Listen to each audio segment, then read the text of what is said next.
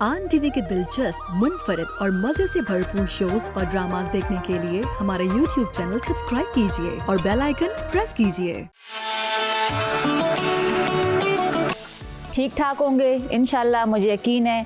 रमज़ान ज़बरदस्त आप सबके गुज़रे होंगे इसलिए कह रही हूँ कि अब वक्त बहुत करीब है, रमज़ान इख्तिताम पर है और बस हमारा सफ़र भी अपने इख्तिताम पर ही है।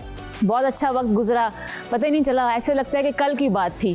कल जब पहला रोज़ा शुरू हुआ था और मैंने यहाँ आके आपके साथ जब मुलाकात हुई स्क्रीन के थ्रू और कहा था कि हमारा ये सफ़र जारी रहेगा चांद रात तक, लेकिन देखें बस अब गिनती के दिन रह गए हैं और बस एक यादें रह गई हैं मेरे साथ जो मैं लेके जाऊंगी यहाँ से और इंशाल्लाह फिर कभी ना कभी कहीं मिलेंगे फिर। और एक बात ये भी कहना चाहूँगी कि आजकल जो हमारे मुल्क की सूरत हाल है, हर कोई मुश्किल से दो चार है, किसी न किसी, चाहे मुल्क से फाइनेंशियली ना भी हो, लेकिन हर किसी की ज़िंदगी में कोई ना कोई एक इशू रहता है, क्योंकि ये ज़िंदगी का तरीका ही है, ज़िंदगी ऐसे ही गुजरती है। जब भी आपकी ज़िंदगी में कोई ऐसी सिचुएशन आए और आपको लगे कि मेरे पास कोई रास्ता नहीं है, बस अल्लाह की तरफ बढ़ जाएं, अल्लाह से मांगें और सच्चे दिल से मांगें और अल्लाह से बोलें कि सबसे ज़्यादा आप मेरी केयर करने वाले हैं, मुझसे ज़्यादा मोहब्बत करने वाले आप हैं, आप मुझे बेहतर समझते हैं और कोई नहीं समझ सकता मुझे, और किसी को समझाने की ज़रूरत भी नहीं है। दिल से करके देखें, आप यकीन करें आपकी सारी मुश्किलें दूर हो जाएंगी।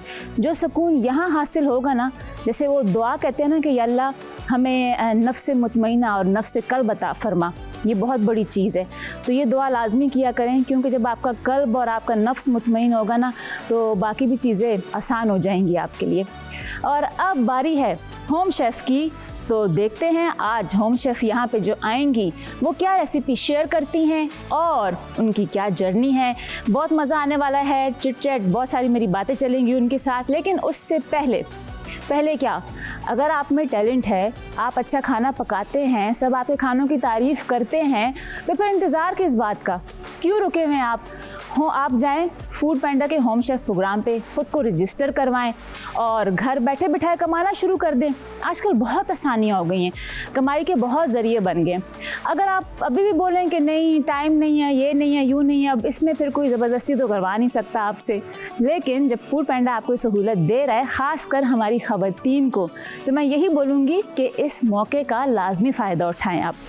तो अब मैं बुला लेती हूँ अपनी आज की होम शेफ़ को और मैं भी देखूंगी आज वो क्या बना रही हैं हमारे लिए। Please welcome Samina Mahmood. Thank you. अस्सलाम वालेकुम। वालेकुम अस्सलाम। आप कैसी हैं? मैं बिल्कुल ठीक ठाक, आप कैसी हैं? मैं भी बिल्कुल ठीक ठाक। माशाल्लाह बहुत अच्छी लग रही हैं। Thank you. ये कलर बहुत सूट कर रहा है आप पे। आपको सामने से मिलकर बहुत अच्छा लगा मुझे भी बहुत अच्छा लग रहा है और थैंक यू सो मच कि आप हमारे होम शेफ़ सुविधान में आए। शुक्रिया। और हमें बहुत अच्छा लगता है जब यहाँ पे होम शेफ़्स आते हैं, क्योंकि ये सेट आप लोगों के लिए बना है और हमें खुशी इस चीज़ की होती है कि हम अपने मकसद में कामयाब हो रहे हैं। बिल्कुल, बहुत अच्छा करें आप। Thank you so much. अच्छा, आप जो मुझे इंग्रेडिएंट्स यहाँ पे नज़र आ रही हैं ना समीना जी, ऐसी कोई ज़बरदस्त चीज़ें नज़र आ रही हैं मुझे, मतलब देख के ही मुझे लग रहा है कि आप कुछ आज कमाल धमाल करने वाली हैं। और आज ख़ास तौर पे हमने अपने छोटे रोज़ेदारों के लिए किया है कुछ स्पेशली। ये चीज़ हमने उनके लिए लेके आए क्योंकि बड़ों के लिए तो होती ही हैं चीज़ें। हमने सोचा क्यों ना कुछ उनके लिए स्पेशल किया जाए, जो हम आज यहाँ तो सीखेंगे ही रमज़ान के लिए, लेकिन हम उनके लंच बॉक्स में भी ऐड कर सकते हैं। कि मदर्स की ये प्रॉब्लम होती है कि जब लंच बॉक्स एक डेली की चीज़ है जिसमें वैरायटी भी चाहिए, मोस्टली मदर्स रख देती हैं लंच में हमारे सैंडविचेस हो गए, रोल्स हो गए, और बच्चे नहीं खाते, नहीं सॉगी हो जाते हैं, एज इट इज़ आ जाते हैं। तो क्यों ना उनको कुछ वैरायटी दी जाए। इसके लिए हम आज लेके आए हैं हमारे बहुत ही मज़ेदार किस्म के रोल्स, जिसे हमने बनाएंगे स्पेनिश, जो कि बच्चों के लिए बहुत फ़ायदेमंद चीज़ है और वो लोग खाते भी नहीं हैं इस तरह से। अच्छा, तो हमने सोचा थोड़ा वैरायटी के साथ, मतलब आप इसमें सब्जियां भी शामिल कर, सब्जियां भी आप ऐड कर रही हैं और इस तरीके से कर रही हैं कि बच्चों को पता भी नहीं चलेगा और गज़ाइयत और मज़ा का मज़ा हो जाएगा उनके लिए। तो अच्छा, और सबसे अच्छी बात यह कि आपने लंच बॉक्स का जिक्र किया जी, क्योंकि मेरे पास भी ज़्यादातर ना समीना जी बहुत से, मतलब चाहे फैमिली के हों कोई भी हों, वो यही बोलते हैं कि भाई लंच बॉक्स का बहुत इशू है, हमें उसकी रेसिपीज़ दो या उसी कोई चीज़ें बना के दो।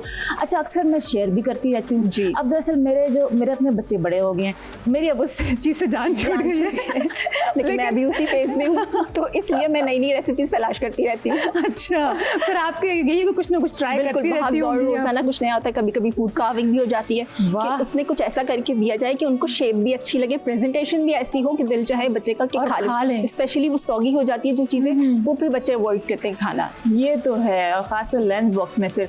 अच्छा, आप मेरे ख्याल में मुझे आज की रेसिपी जरा लग रही है कि थोड़ी काम वाली है जी, तो आप साथ साथ थोड़ा बताना भी शुरू करें, फिर हम गपशप भी लगाते रहेंगे। अच्छा, हमारे जो है ये रोल अपस हैं, ठीक है। उसके लिए जो हमारी मेन चीज़ है वो हमारी ये डो है।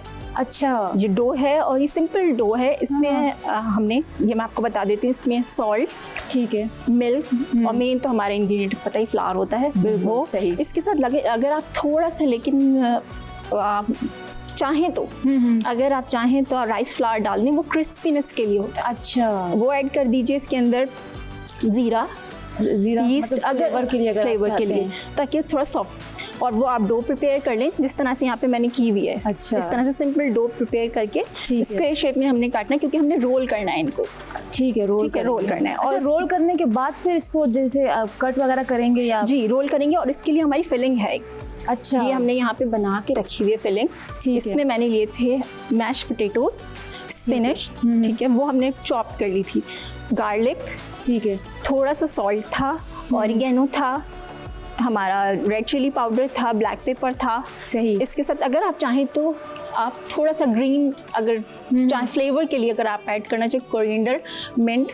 अच्छा, और अगर आपका बच्चा चिली खा लेता है तो फिर वो ग्रीन चिली भी वो भी ऐड कर सकते हैं, क्योंकि इसमें आप चाहें तो बॉइल्ड चिकन भी ऐड कर सकते हैं। अच्छा, क्योंकि ये आपने जैसे अभी तो नहीं किया ना, अभी नहीं किया, लेकिन इसमें मैं बता रही हूँ कि अगर आप चाहें तो वेरिएशन इसमें बहुत हो सकती है। जबरदस्त। तो ये इसकी फिलिंग थी। अब इसको, अच्छा, आपने ये सब जिस तरह स्पिनच भी है वो भी आपने इसी में ऐड की? जी, वो भी इसी में ऐड कर दिया, क्योंकि जब हम इसको फ्राई करेंगे तो वो उसके साथ ही कुक हो जाएगा। अच्छा, इसको फ्राई करेंगे जी। वाह, जबरदस्त। और एक और चीज़ इसमें हमने ऐड की थी, चीज़। अच्छा, चीज़ भी ऐड की है। बिल्कुल कंप्लीट मील है, हेल्दी मील, बच्चों के हिसाब से। मतलब आप ये देखेंगे बच्चों का पेट भी भर जाएगा, न्यूट्रिएंट्स भी हैं इसमें, और हेल्दी मील भी है, और देखने में भी अच्छा है। आजकल बच्चे कितने पिकी हो गए, बहुत ज्यादा। मतलब मुझे तो कभी लगता है कि वो हमारे कोई मास्टर शेफ बन गए हैं, मुझे ऐसे जज कर रहे होते हैं कि इसमें ये यूं है, ये यूं है, ये ऐसे हो सकता था। मैं कहती थी यहाँ तो मुझे माफ कर दो, बार बहुत है जज करने वाले। बिल्कुल, आपके साथ होता है इस तरीके से? हाँ जी, बिल्कुल होता है। कभी कभी तो इवन शेप भी अच्छी नहीं लग रही होती तो बच्चा खाने से रिजेक्ट कर देता है ना, वो शेप अच्छी नहीं लग रही होती, या सिर्फ स्मेल। मैं कहती हूँ टेस्ट तो करो तब पता चलेगा, लेकिन वो उसी स्टेज पे रिजेक्ट हो जाता है। अल्लाह, तो और ज्यादा हमें कितना मेहनत करनी पड़ती है। आजकल के बच्चों को वाकई आपको खिलाना बहुत मुश्किल काम है, बहुत मुश्किल काम है। मुझे लगता है बच्चों को शायद फ्लेवर्स का बहुत पता चल गया, बहुत पता चल गया। ये भी वजह होगी, आप खाना बहुत अच्छा बनाती हैं। मैं बताती हूँ क्या वजह। आप खाना बहुत अच्छा बनाती हैं, और मुझे भी मालूम है आप फ्यूजन कुकिंग बहुत करती हैं, नए एक्सपेरिमेंट्स बहुत करती हैं। तो फिर तो आपकी जो बेटी है उसका हक बनता है कि मम्मा, आपने खुद फिर उसको ऐसे आपने डेवलप कर दी है ना उसके। हाँ, बिल्कुल सही कह रही हैं आप। इस तरह मैंने खुद उसको शायद आदत डाल दी है कि अब उसे वैरायटी चाहिए और हर रोज नहीं चाहिए, क्योंकि उसको पता है कि my mama is the best, तो वो बना सकती हैं और वो बनाती भी है। बिल्कुल, तो इस वजह से। अच्छा, मेरा ख्याल में आप साथ साथ फिलिंग भी इसकी जो भी आपने करना है, जो भी प्रोसेस है इसका आप शुरू करें। हमने सब कुछ इसमें ऐड करके रखा हुआ था, ठीक है, जो मैंने आपको बताया। अच्छा, और टेस्ट के अकॉर्डिंगली आप चीजें आगे पीछे कर सकती हैं, वो आपके बच्चे के हिसाब से टेस्ट है। अच्छा, अगर चिली ज्यादा लेता है तो वो भी आप कर लीजिएगा, अदरवाइज ठीक है। अच्छा, मैंने ये भी सुना समीना जी आप केक बहुत ज़बरदस्त बनाती हैं, मतलब कोई भी फेस्टिवल हो, ओकेजन हो, आप लाजमी सेलिब्रेट करती हैं। मुझे ये तो बताएं कि ये कहाँ से वैसे शुरुआत हुई बेकिंग की? अच्छा, बेकिंग की शुरुआत कुछ इस तरह से कि बेसिक कुकिंग तो हमारी होती ही है, आपको पता है कि हमारी मदर्स के साथ होती है। हमारी ट्रेनिंग हमारी किचन से शुरू हो जाती है, हमारी मदर्स के साथ। छोटे छोटे से हमारी डो बनाती हैं तो उसके साथ हम पेड़े बना के बेल रहे होते हैं, शायद वही सबके स्टार्ट हो जाता है। अच्छा, बाकी मैं मुझे पहले यहाँ से आप पहले चलो बेकिंग का बताएं, फिर एक और सवाल मैं पूछूंगी आपसे। अच्छा, बेकिंग का ये है कि मैंने स्टार्ट की थी अप्लायंसेस के साथ। अच्छा, अप्लायंसेस का मुझे शौक था, मैंने वहाँ से एक्सपेरिमेंट शुरू हुए, उसके बाद बेकिंग स्टार्ट हो गई। और बेकिंग स्टार्ट हुई तो फिर क्योंकि आपको पता है इस तरह से हम रोल करेंगे इसको। अच्छा, ये आपने फिलिंग कर लिया, उसके बाद हम रोल करके वापस इसको रोल कर लेंगे, ठीक है। तो वो हमारी मेरी बेकिंग स्टार्ट हुई। अच्छा, बेकिंग में भी ये था कि अब उसमें भी वैरायटी चाहिए। अच्छा, कैसे की जाए? अब बच्चे का कोई नया कोई स्पेशल डे आ गया तो उसके अकॉर्डिंगली मैंने फिर बनाना शुरू किया अच्छा, कि अगर जैसे कोई पाकिस्तान डे है तो उसके हिसाब से केक को आप मॉडिफाई डिज़ाइन कर दिया, डिज़ाइन किया, सही। तो इस तरह की चीज़ें फिर वो आहिस्ता आहिस्ता शुरू हुई। तो वो एक्सपेरिमेंट्स शुरू होते गए तो वो फिर मेरा अपना शौक भी था कि फ्यूजन कुकिंग की जाए।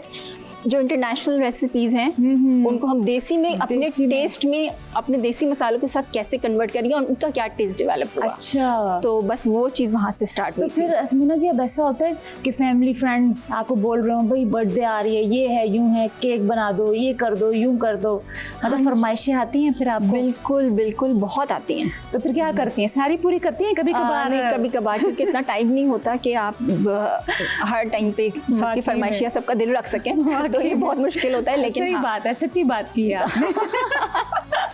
हमेशा नहीं होता, हाँ, बट कर देते हैं। अगर कुछ होता है स्पेशल तो वाकई हाँ वो हो जाता है, जो कि ईजी टू कुक भी हो और टाइम मैनेजमेंट के हिसाब से अगर हो जाए तो बिल्कुल हो जाता है। बिल्कुल सही। अच्छा, अब क्या करेंगे? आपने रोल तो कर दिया है। अच्छा, ये अब मैंने रोल कर दिया है। इसके बाद बहुत सिंपल है, हम थोड़ा सा।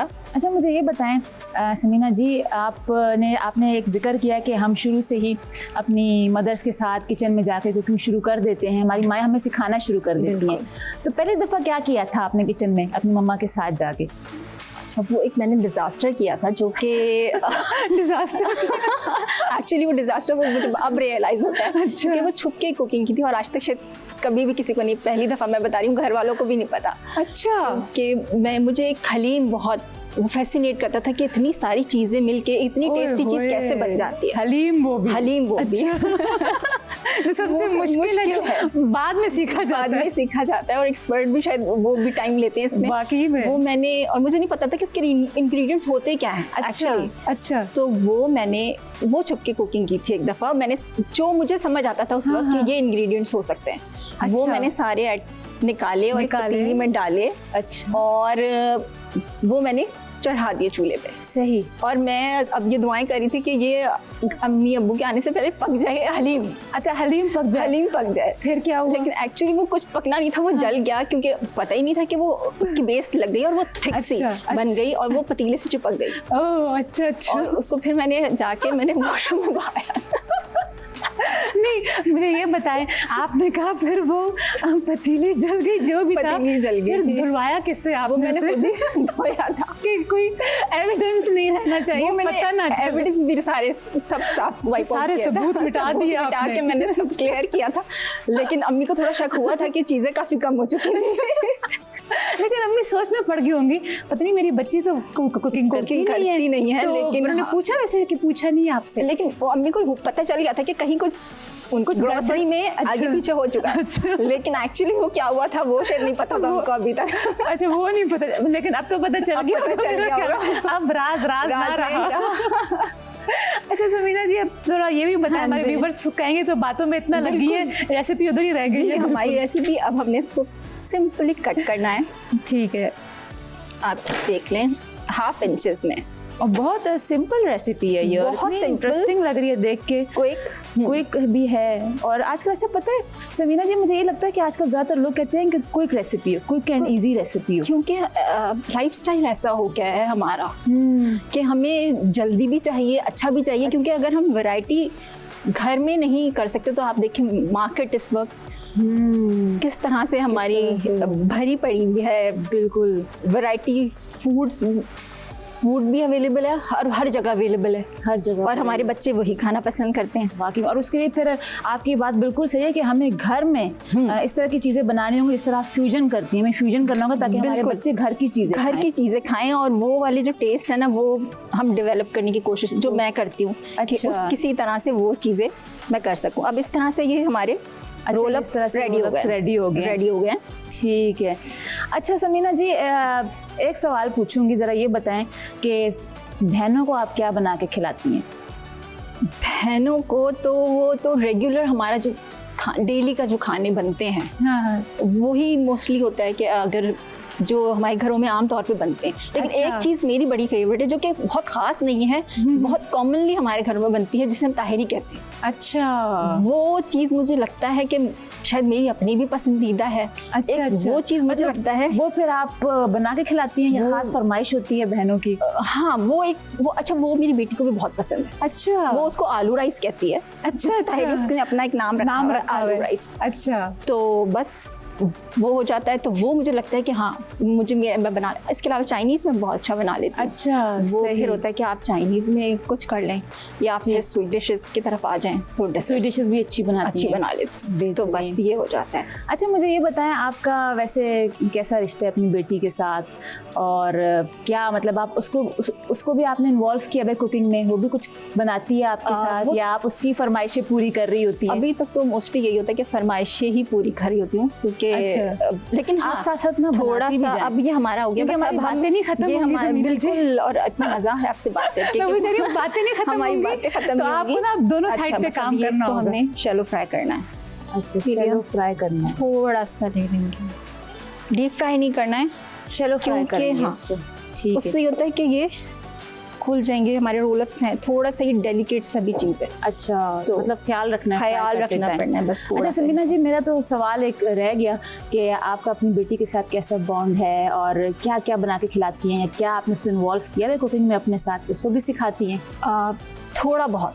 देखिए, फिर आपने कुकिंग अपनी छोड़ दी ना यहाँ पे। फिर आपकी बातें इतनी मजेदार हैं ना, मैं वो क्या कहते, दोनों जगह पे आपने दोनों काम करना है, कुकिंग भी करनी है और बातें तो मैं अब अच्छा, आपसे बहुत लेकिन करूँगी। मैं थोड़ा सा वेट करी थी कि ये थोड़ा सा हमारा हीट अप हो जाए। ठीक है, तो ये सही है फ्लेम या हाई तो ना करूँ इसको? ठीक है, नहीं ठीक है। अब बस हमने इसको डिप करना है। अच्छा, ये डिप किया यहाँ पे एग में, इसके बाद फ्लावर, अच्छा, फिर फ्लावर, और ठीक है, कोट करके फिर हमने सेकंड कोट ज़रूर करेंगे, थोड़ा सा क्रिस्पी, क्योंकि बच्चों की है हमारी फरमाइश होती है क्रिस्पी। अच्छा, फिर लास्ट में ब्रेड क्रम्ब से आपने कोट किया Bread और इसी crumb तरह से। से आप बाकी कर लेंगे सारे ना? इसी तरह से हम बाकी चलें, साथ साथ आप मेरे सवाल का भी जवाब दें समीना जी। के अच्छा, बेटी के साथ जो है ना, वो तो अम्माओं का होता है ना, थोड़ा सा नोक झोंक का रिश्ता वाला, अच्छा, वो नोक-झोंक वाला वैसे रिश्ता। ही है। अगर वो मूडी हैं थोड़ी सी, अच्छा, अगर अपना उनका दिल चाहे तो वो बिल्कुल हेल्प करने के लिए रेडी होती हैं, लेकिन वो उनका अक्सर ही होता है कि मैं उनको स्पून फीडिंग करूं। ओह, अच्छा। मतलब मैं जो बनाऊं तो वो उनको अपने हाथ से खिलाऊं ताकि उनको टेस्ट आएगा। ओह, अच्छा, वो अभी तक ये वाला हिसाब है। मतलब वो मम्मा अपने हाथों से खिलाएंगी मम्मा तो असल अपने जायका में- आएगा। जी वो अभी तक थोड़ा इस चीज़ पे है, तो इतना नहीं होता। लेकिन और खैर मैं भी नहीं कहती, क्योंकि आपको पता है बच्चों की पढ़ाइयाँ, इसमें इतना टाइम नहीं मिलता। बिल्कुल। लेकिन कोशिश करती हूँ कि मैं थोड़ा थोड़ा उससे बताती रहूँ।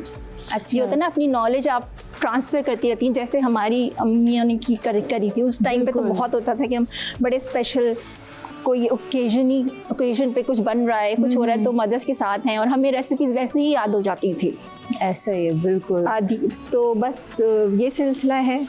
और सही। लेकिन उसको शौक है, लेकिन उसको बेकिंग के साइड का ज़्यादा है। बेकिंग का ये साइड थोड़ा सा चूल्हे वूल्हे का और आग से थोड़ा सा, वैसे भी बच्चों को थोड़ा हाँ, दूर जरा रखे दूर होते रखते हैं कि जब बड़े होंगे फिर सीख जाएंगे। फिर सीख जाएंगे। लेकिन वो है बेकिंग की साइड पे कि मम्मा, वो मुझे कहती है मम बेकिंग और एक पिज्ज़ा।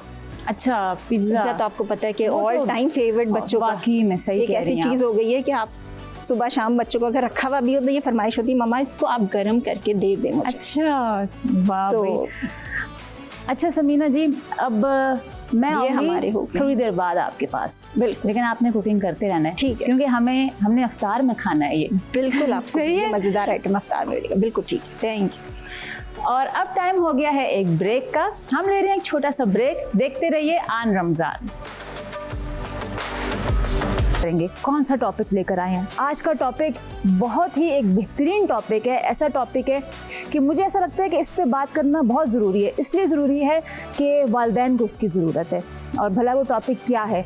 टॉपिक ये है कि जो 10 साल से कम उम्र के बच्चे हैं, वो एक बच्चों की ऐसी स्टेज होती है, लर्निंग स्टेज, उनका एक तरह से ब्रॉटअप हो रहा होता है। जैसे कहते हैं ना कि बच्चा एक कोरा कागज़ होता है, उस पर आप जो भी लिख देंगे तो वो हमेशा के लिए इनग्रेव्ड हो जाएगा उस पर। समटाइम्स उस एज की चीज़ें ऐसी होती हैं कि वो आगे जब वो नौजवान हो जाते हैं, बड़े हो जाते हैं, लेकिन उस फेज़ की वो चीज़ें उनका पीछा नहीं छोड़ती, उनको उस अडल्ट एज में भी वो तंग करती रहती हैं। ये यहाँ एक बड़ा एक ये बोलूँगी कि एक कम सफ़र है 10 साल तक का, लेकिन ये एक ऐसा नाजुक मामला है कि अगर वालिदैन ध्यान रखें कि हम किस तरीके से परवरिश कर रहे हैं अपने बच्चों की, हमें किन चीज़ों का ख्याल रखना चाहिए और किस तरीके से ट्रीट करना चाहिए अपने बच्चों के साथ, आप यकीन करें आगे जाके बच्चों की ज़िंदगी बहुत आसान हो जाएगी। क्योंकि कभी कभार जो बच्चा होता है ना, वो अपने माजी जो कहते हैं ना बचपन, उसके साथ कुछ ऐसा हुआ होता है, उसने कुछ ऐसा महसूस किया होता है कि वो उससे नहीं निकल पाता। आज का टॉपिक जो है बहुत ही एक ज़बरदस्त टॉपिक है और इस टॉपिक की ज़रूरत ख़ास तौर पे पेरेंट्स को है। तो मैं बुला लेती हूँ डॉक्टर वजाहत को। प्लीज़ डॉक्टर वजाहत आइए और ज्वाइन कीजिए। जी, अस्सलाम वालेकुम जनाब, क्या हाल है आपके? खैरियत से हैं? अल्हम्दुलिल्लाह ठीक ठाक, आप ठीक हैं? बस जी बहुत अच्छा है। बस थोड़ा सा कि मैंने कल भी कहा था कि अफसुर्दगी है, रमज़ान जाने वाले हैं और वो तो जो है। एक किस्म की रोशनियाँ थी जो एक दूसरे को वाकई देख के वो नहीं होता है, फ्रेश हो रहे होते हैं, चार्ज हुए हुए होते हैं, बस उसका दुख है। अल्लाह ताला रमज़ान के बाद भी हमें ऐसी चीज़ें मिलने मिलाने की तौफीक अता फरमाए। आमीन आमीन। मैं तो खैर अब इस पे बात ही नहीं करती क्योंकि बात में तो दिल बुझा दिल बुझा सा छोटा हो जाता है, दिल सही छोटा बात हो है। जाता है। अच्छा डॉक्टर वजाहत, आज का जो टॉपिक है और मेरे भी बहुत से पर्सनल सवालात हैं उसको लेके कि 10 साल से कम उम्र के जो बच्चे होते हैं उस वक्त उनकी एक ऐसी स्टेज होती है, एक लर्निंग स्टेज होती है, और जो वो घर में देख रहे होते हैं, जो पेरेंट्स का जिस तरह का भी रवैया होता है उनके साथ, तो वो मैं कहती हूँ कि शायद आगे जाके सारी उम्र के लिए वो आपकी एक पर्सनैलिटी को बना देते हैं। बिल्कुल। कहीं ना कहीं जब आप जवान होते हैं तो वो चीज़ आपकी जो उस टाइम की पर्सनैलिटी होती है वहाँ जाके क्या कहते हैं कि आपको डिस्टर्ब करती है कभी बिल्कुल, कभार बिल्कुल। कुछ। तो मैं आपसे जानना चाहूँगी कि पहले तो आप ये बताएं कि हमें किस तरीके से ब्रॉटअप करना चाहिए और किन किन चीज़ों का पेरेंट्स को, जो ख़ास जैसे मोटी मोटी चीज़ें हैं, किन चीज़ों का हमें ध्यान रखना चाहिए उस टाइम पे जब हमारा बच्चा एक उम्र पे जा रहा होता है। देखिए, बच्चा जब पैदा होता है तो उसके अंदर जो भी खसूसियात होती हैं अमूमन वो जेनेटिक होती हैं। ठीक, आपने सुना होगा कि अब्बा लंबा था तो बच्चा भी लंबा हुआ है। ठीक है, जी, जी। वालदा बहुत गोरी थी या जो भी बातें होती हैं। बिल्कुल। तो पहले तो हमें इस बात का ख्याल रखना चाहिए कि हमारे जो बच्चे इस दुनिया में आते हैं वो जेनेटिकली वैसे ही होंगे जैसे हम हैं। सही, पहली चीज़ बिल्कुल। तो आपको ये कॉपी कर लेनी चाहिए। ठीक, जब आप जेनेटिकली कुछ चीज़ों को ऑलरेडी जानते हैं अपने बारे में, तो उन चीज़ों का बच्चों के लिए आप बहुत शुरू से ख्याल रखें। जिस तरह वैक्सीनेशंस करवाते हैं बच्चों की ताकि उनको इन्फेक्शंस ना हो, इसी तरह उनको उन चीज़ों का तो ख़ास ख्याल रखना है जो हमारे अंदर थी। ठीक है, अच्छा। अगर फ़र्ज़ करें वालिद गुस्से का तेज़ है हाँ, तो हो सकता है कि बच्चे के अंदर जीन में भी ये चीज़ें हों कि वो भी गुस्से का तेज़ हो। सही। ठीक, दूसरा आता है एनवायरनमेंट जिसकी आप बात कर रही हैं। एनवायरनमेंट क्या है? बच्चे का एनवायरनमेंट जो है वो रह दे के घर है शुरू के 3-4 साल में घर ही है। ठीक है ना, बच्चा बेडरूम में बड़ा होता है, वहाँ से निकलता है डाइनिंग रूम में आ जाता है, ड्राइंग रूम में चले जाता है, कोई मेहमान आ जाता है, तो जो करीबी 5-6 साल है वो आपका घर जो है उनके लिए प्रॉपर यूनिवर्सिटी की हैसियत रखता है। बिल्कुल। अगर उन सालों में आपने उनको डिजाइंड तरीका कार दिया सही तरीके से, बिल्कुल संवार के क्या करना है क्या नहीं करना, तो बच्चा वही चीज़ें अपने ब्रेन में डालेगा जो उसको हमने दिखाई गई हैं। डेफिनेटली वो चीज़ तो देख ही नहीं सकता, लेकिन हम उसको दे देते हैं वीडियो गेम्स, मोबाइल जिसके अंदर मुख्तलिफ चीज़ें नज़र आ रही होती है। बच्चे का दिमाग बहुत तेज़ी से फट जाता है। अच्छा। उसके दिमाग को अगर इतनी चीज़ें हमने देनी थी तो वो अचानक इतनी चीज़ें ले लेता है। ठीक, सही। एक तो ये बात बिल्कुल गलत है। दूसरा ये कि मैं हमेशा कहता हूँ कि माँ बाप को, चाहे वो पोस्टमार्टम से निकली हो, चाहे उनके 4 बच्चे ऑलरेडी हों, चाहे अब्बा का फाइनेंशियल इशू हो, बच्चे तक ये मसले नहीं पहुँचना चाहिए। अच्छा। खास तौर पे शुरू के 4-5 साल तक बिल्कुल, क्योंकि वो बच्चे, माँ बाप क्या समझते हैं कि हमारे जो बहुत सारा मसले हैं, हाँ। तो वो सारे गुस्सा हम एक दूसरे पे उतार देंगे तो हमारा गुस्सा उतर जाएगा। वाकई लेकिन में। बच्चे देख रहे होते हैं, बच्चे सुन रहे होते हैं। अच्छा, अक्सर वजाहत बच्चे, बहुत आजकल के बच्चे महसूस करते हैं, मतलब आजकल के नहीं, हर बच्चा महसूस बिल्कुल करता है। जनाब, हर बच्चा आपको करता अगर लगेगा कि शायद बच्चों को कुछ पता नहीं होता, बच्चे कुछ नहीं समझते, मैं कहती हूँ सबसे ज्यादा बच्चे समझ रहे होते हैं। बिल्कुल, वो बच्चे- खामोश रहते हैं, बोलते नहीं है बस। जी, हमारा देखिए, बच्चे तो 1970 में भी समझते थे, वाकई में। आज भी समझते हैं, लेकिन आज के बच्चे थोड़ा बोल देते हैं। ठीक है ना, वो अपनी फीलिंग्स को थोड़ा सा शेयर करना जान गए क्योंकि उनको जरा इधर उधर की चीज़ों से पता चल जाता है। लेकिन हमें चाहिए, खासतौर पर माँ बाप की जो जिम्मेदारी है उसमें नंबर 1 ये कि अपने आप को सेहतमंद रखें, मेंटल स्टेट उनका जो हो वो बहुत सुकूनदार हो, आपस में लड़ाई ना हो और अपने दोनों को पता हो कि मेरे क्या किरदार है। मतलब आपस में भी उनका रिलेशनशिप अच्छा होना चाहिए। बेहद जरूरी है, मतलब उसका बेहद भी असर जरूरी है। बच्चों पे अगर कपल पड़ेगा। आपस में कोऑर्डिनेट नहीं करता, प्यार मोहब्बत नहीं है, बच्चा देख लेगा। बच्चे को नजर आ जाएगा, वो गाड़ी में पीछे बैठा हुआ होगा, माँ बाप लड़ रहे होंगे, खामोश होंगे, नाराज होंगे, बच्चा फील कर लेगा।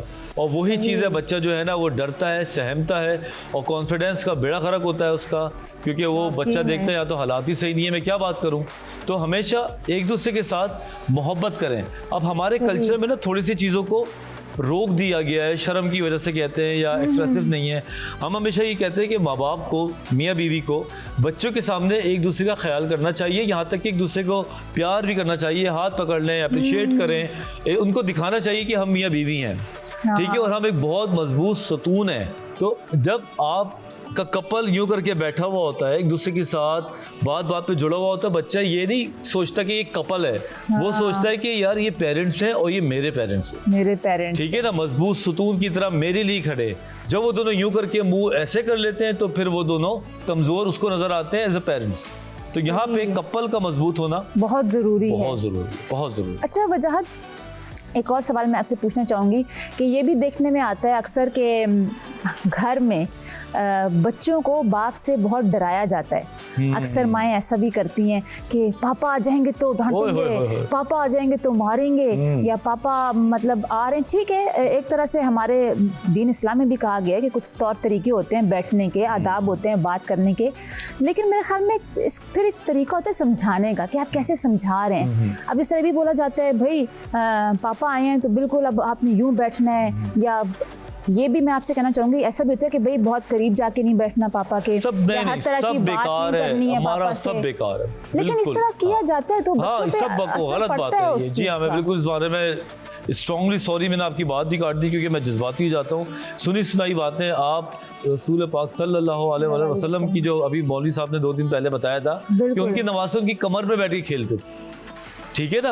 और वजह सुनी सुनाई बातें नहीं है, मतलब अक्सर बेटियों के साथ तो उनको इस तरीके से ट्रीट किया जाता है कि आपने इस तरीके से रहना है, यूं रहना है, और वहाँ पे मुझे लगता है जो खासकर जो बेटियां होती हैं, मैं हर घर की बात नहीं कर रही, मैं ये नहीं कह रही, कुछ गिनती के घर होंगे, तो वहाँ पे जो बेटियां के जो इमोशंस होते हैं अपने फादर को लेके, जो वो एक्सप्रेस करना चाहती हैं, निकाल ही नहीं पाती, वो नहीं कर पाती। बिल्कुल, उनका दिल करता भी है तो नहीं कर पाती, उनको सिर्फ इस चक्कर में लगा दिया जाता है, अब्बा आ रहे हैं सीधे बैठ जाओ, अब्बा आ रहे हैं चादर ओढ़ लो, अब्बा आ रहे हैं ये कर लो, वो कर लो, जाओ अंदर जाके छुप जाओ, मुंह से करके आओ। ये उनको एक अब्बा नहीं हो गए, वो एक विलन बन जाता है, ठीक है ना।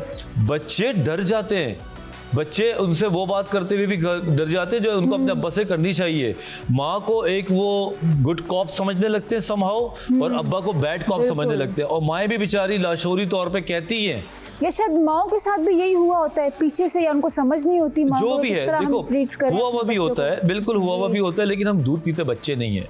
हम कमा रहे हैं, हम फैशन कर रहे हैं, हम बाल कटवा रहे हैं, हम देख रहे हैं दुनिया में क्या हो रहा है, लेकिन हम इस बारे में बच्चे बन जाते हैं। भाई तुम्हारे साथ जो भी हुआ है सो हुआ, आज आपके पास तो अथॉरिटी है ना, तो कभी कभी आपको चेंज लाना पड़ता है, पैटर्न को चेंज हम ही करेंगे ना। सही। तो सबसे पहले अनलर्न करें चीजों को, जो लर्न बिहेवियर्स है ना आपके पुराने, उनको आप अनलर्न करें, मतलब हमें अपना पैटर्न चेंज करना होगा। हाँ जी बिल्कुल। उसमें नंबर 1 ये कि मैं ये नहीं कहता कि वालिद साहब के सामने आप बदतमीजी से बैठे, लेकिन फ्रेंडली होके बैठे, आप उनसे बात करें, गप्पे मारें। बच्चा उनके सीने पे बैठ गया है तो बैठने दे। ये जो जिस्मानी ताल्लुक है ना, यकीन करें, खुदा की कसम खा के मैं बोलूं, ये जिस्मानी ताल्लुकात बचपन से डेवलप होते हैं माँ बाप के साथ। जो बच्चा छोटा होगा वो आपकी गोद में बैठा हुआ है, आप उसको प्यार कर रहे हैं, वो बड़े होके भी आपके साथ बच्चा रहेगा।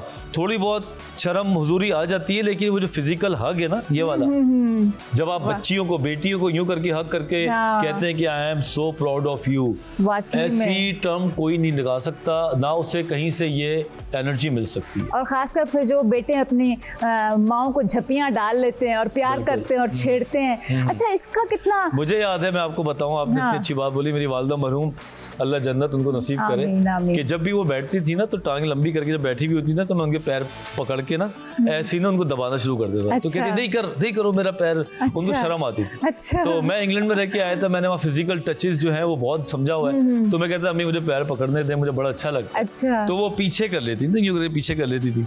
तो वो जो टाइम है ना मेरे उनके साथ गुजारे हुए बेहतरीन टाइम थे।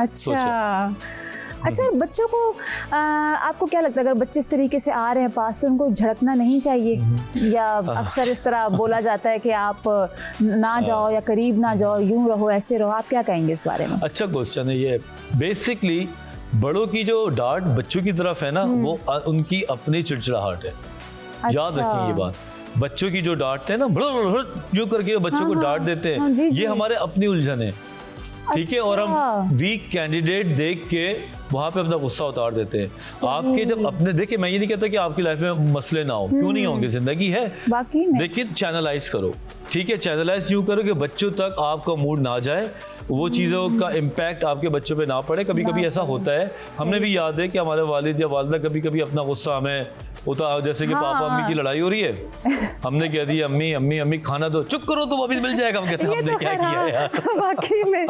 या वो पापा को कुछ कह नहीं सकते तो उनका गुस्सा फिर हाँ बिल्कुल, वो ये एक रेडिएट करता था गुस्सा, जिसका सदका जारिया होता है ना, ये गुस्सा जारिया भी होता है, चलता रहता है, जरा हम फिर खिलौनों पे तोड़ देते थे।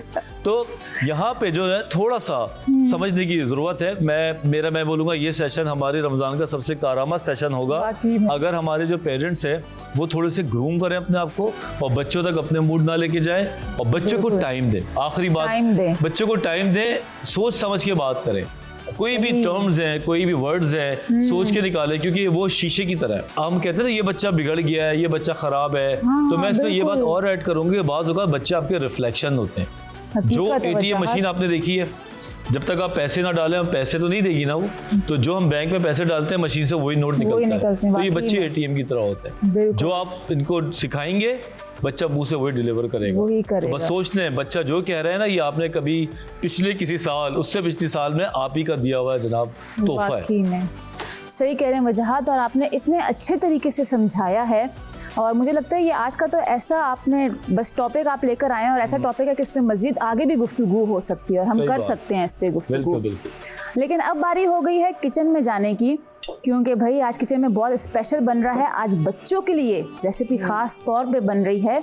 और समीना जी, वाह माशाल्लाह माशाल्लाह, क्या प्रेजेंटेशन किया आपने, और कितना अच्छा लग रहा है ये क्रिस्पी देखने में। और हमारे रोल अप सब रेडी हैं।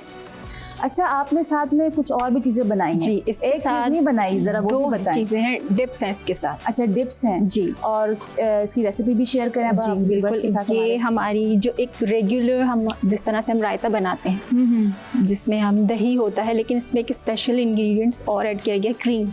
अच्छा, इसमें क्रीम है, हमारे वही कोरिएंडर पाउडर है, नमक है, जीरा है, धनिया पाउडर है, अच्छा, लीमू है, मिर्च, हरी मिर्च, और इसको ग्राइंड करके ये एक डिप बनाई। ये डिप बनाई है, जो साथ क्रीम ऐड की है। ये क्रीम ऐड की है, वो कंसिस्टेंसी की, ठीक है। और ये थोड़ी सी डिफरेंट है। अच्छा। इसमें हमने चॉप करके मैं अगर चाहूँ दिखाऊं। जी दिखाएं प्लीज।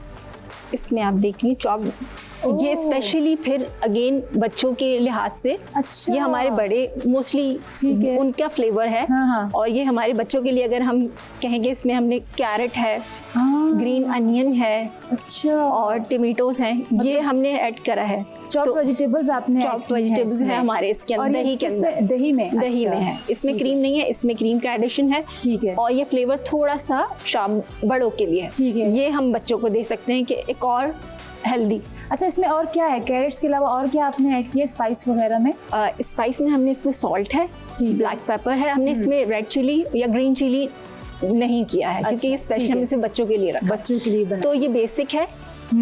और ये थोड़ा जरा बड़ों के लिए। अच्छा, मैंने एक सवाल मेरा रह गया था जो मैंने आपसे पूछना था, वो ये कि मैंने अक्सर ख़वातीन को शौक होता है कपड़ों पे इन्वेस्ट करने का, मेकअप पे इन्वेस्ट करने का, या बैग्स वगैरह लेने का। आपको कुछ मैंने अलग ही सुना है, मतलब आप कहीं और इन्वेस्ट करती रहती हैं, वो जरा बताएं। सही सुना है, मैं अप्लायंसेस पे इन्वेस्ट करती हूँ। आप सारे जो आपको मिलते हैं अप्लायंसेस पे लगा देती हैं, क्योंकि ये अगर कुकिंग का एक तो शौक, और फिर दूसरा ये कि क्या क्या नया मार्केट में आ रहा है, जिससे हम अपनी एक तो कुकिंग इजी कर सकते हैं, क्योंकि डेफिनेटली नई चीज़ें आती हैं, नई चीज़ें वो आप नई वैरायटी आपको बहुत कुछ नया ऑफर कर रही होती है। ऐसा ही है, बिल्कुल। और फिर हम अगर अवॉइड करना चाहें कि जिस तरह हम कहते हैं हेल्थ के लिहाज से, फूड हमारा आजकल इतना ऑयली नहीं खाना, तो फिर हम बेकिंग की तरफ ज़्यादा जाते हैं या स्टीम फूड की तरफ चले जाते हैं। तो वो अप्लायंसेस अगर जो भी आते हैं जिसका ऐड मुझे नज़र आता है, तो वो मुझे बड़ा अट्रैक्ट करता है कि वो ऐड होना चाहिए हमारे। फिर वो वैसे किचन में। मुझे ऐसा लगता है मुझे फिर एक दिन आना पड़ेगा आपके जी, घर, आपके बिल्कुल, किचन में you're आना most पड़ेगा और welcome, अप्लायंसेस बिल्कुल। मुझे ना आप ज़्यादा- अप्लायंसेस देखनी होंगी। आप ज़्यादा बेहतर इस्तेमाल भी कर सकती हैं उनका यूज़ मेरे ख्याल से। आप क्योंकि मेरा भी ना इतनी बड़ा शौक है, मुझे बड़ा मज़ा आता है मुझे इस तरह की बिल्कुल। चीज़ें इस्तेमाल करके। और समीना जी आपका बहुत शुक्रिया। अच्छा मुझे बिल्कुल अंदाज़ा नहीं हुआ आज वक्त कैसे गुजर गया आपके साथ, इतना मज़ा आया, ऐसे गपशप जैसे वो दोस्तें नहीं आपस में सहेलियाँ मिल बिल्कुल जाती हैं। बिल्कुल, मुझे भी ऐसे ही लगा, कहाँ आपको हम टीवी पे देख रहे होते थे और कहाँ आपको, और डॉक्टर साहब की बातें इतनी इंटरेस्टिंग मैं सुनती भी जा रही थी, बड़ी इंफॉर्मेटिव भी थी, और कहीं ना कहीं हम रिलेट भी कर रहे होते हैं उन सब चीज़ों वाकई को। में ऐसा ही है, तो बिल्कुल। वो सब हम सुन भी रहे थे और अपना काम भी कर रहे थे, तो मेरे लिए भी बहुत अच्छा लगा। बहुत शुक्रिया आपने मुझे बुला। आपका बहुत शुक्रिया कि आप आई यहाँ पे, और हमें बहुत खुशी हुई, और हमारी पूरी टीम की बहुत सारी दुआएं हैं आपके साथ। Thank you once so again much. Thank you so Thank you so much. और जी नाज़रीन, आपने देखा आज किचन में। अच्छा एक दफ़ा नाम फिर से बता दें, बड़ा लंबा नाम है इसका, किसका? ये जो आपने बनाई है चीज़। इसको तो सिंपल तो हम रोल अप्स कह सकते हैं, नहीं तो स्पिनिश रोल अप्स हैं ये। अच्छा स्पिनिच रोल अप्स, बस हैं। सिंपल नाम है ना भाई, स्पिनिच रोल अप्स। मैंने कहा पूछ लूँ ना भाई, उनकी डिश है, अपनी तरफ से कोई नाम दे दूँ तो गलत हो जाएगा ना भाई, इंसान हूँ ना मैं भी। तो आज बने हमारे किचन में स्पिनिच रोल अप्स, बनाइएगा और अपना फीडबैक दीजिएगा। लेकिन अब टाइम हो गया है एक ब्रेक का, जा रहे हैं ब्रेक पे, देखते रहिए आन रमज़ान।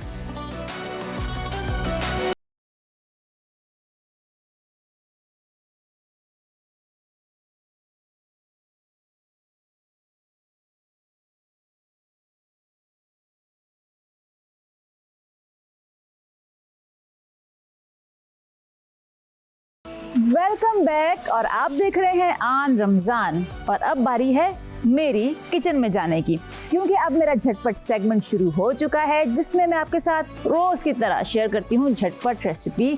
और आज मैं जो चीज़ बना रही हूँ वो भी बच्चों को बहुत पसंद आएगी। और आज मैं आपके साथ रेसिपी शेयर कर रही हूँ पेंसिल पोटैटो।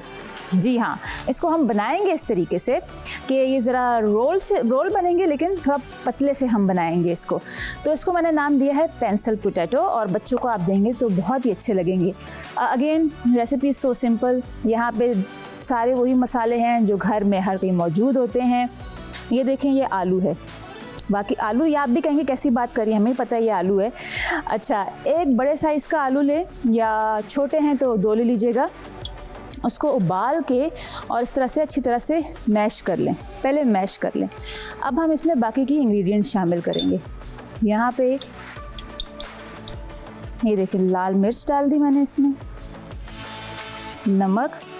अच्छा, नमक हस्बे जायका, जैसे मैं हर दफ़ा बोलती हूँ, लेकिन वही बात है कि आप पहले कम डालें और बाद में टेस्ट करें, तो कम हो तो और ज़्यादा कर लें, लेकिन शुरू में ज़्यादा ना डालें।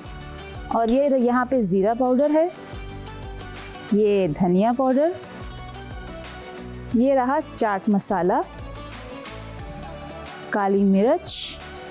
अच्छा, यहाँ पे आप देखें कुछ सब्जियाँ आपको नज़र आ रही होंगी। अब बारी है ये प्याज की। अच्छा, प्याज को फाइन चॉप कीजिएगा, और यहाँ पे ये प्याज मैंने शामिल किया है। ऑलिव्स हैं, ब्लैक ऑलिव्स, इसको भी आप चॉप कर लीजिएगा। ये ब्लैक ऑलिव्स इसमें ऐड कर दिए। ग्रीन चिली है चॉप्ड, ये इसमें मैंने शामिल कर दी।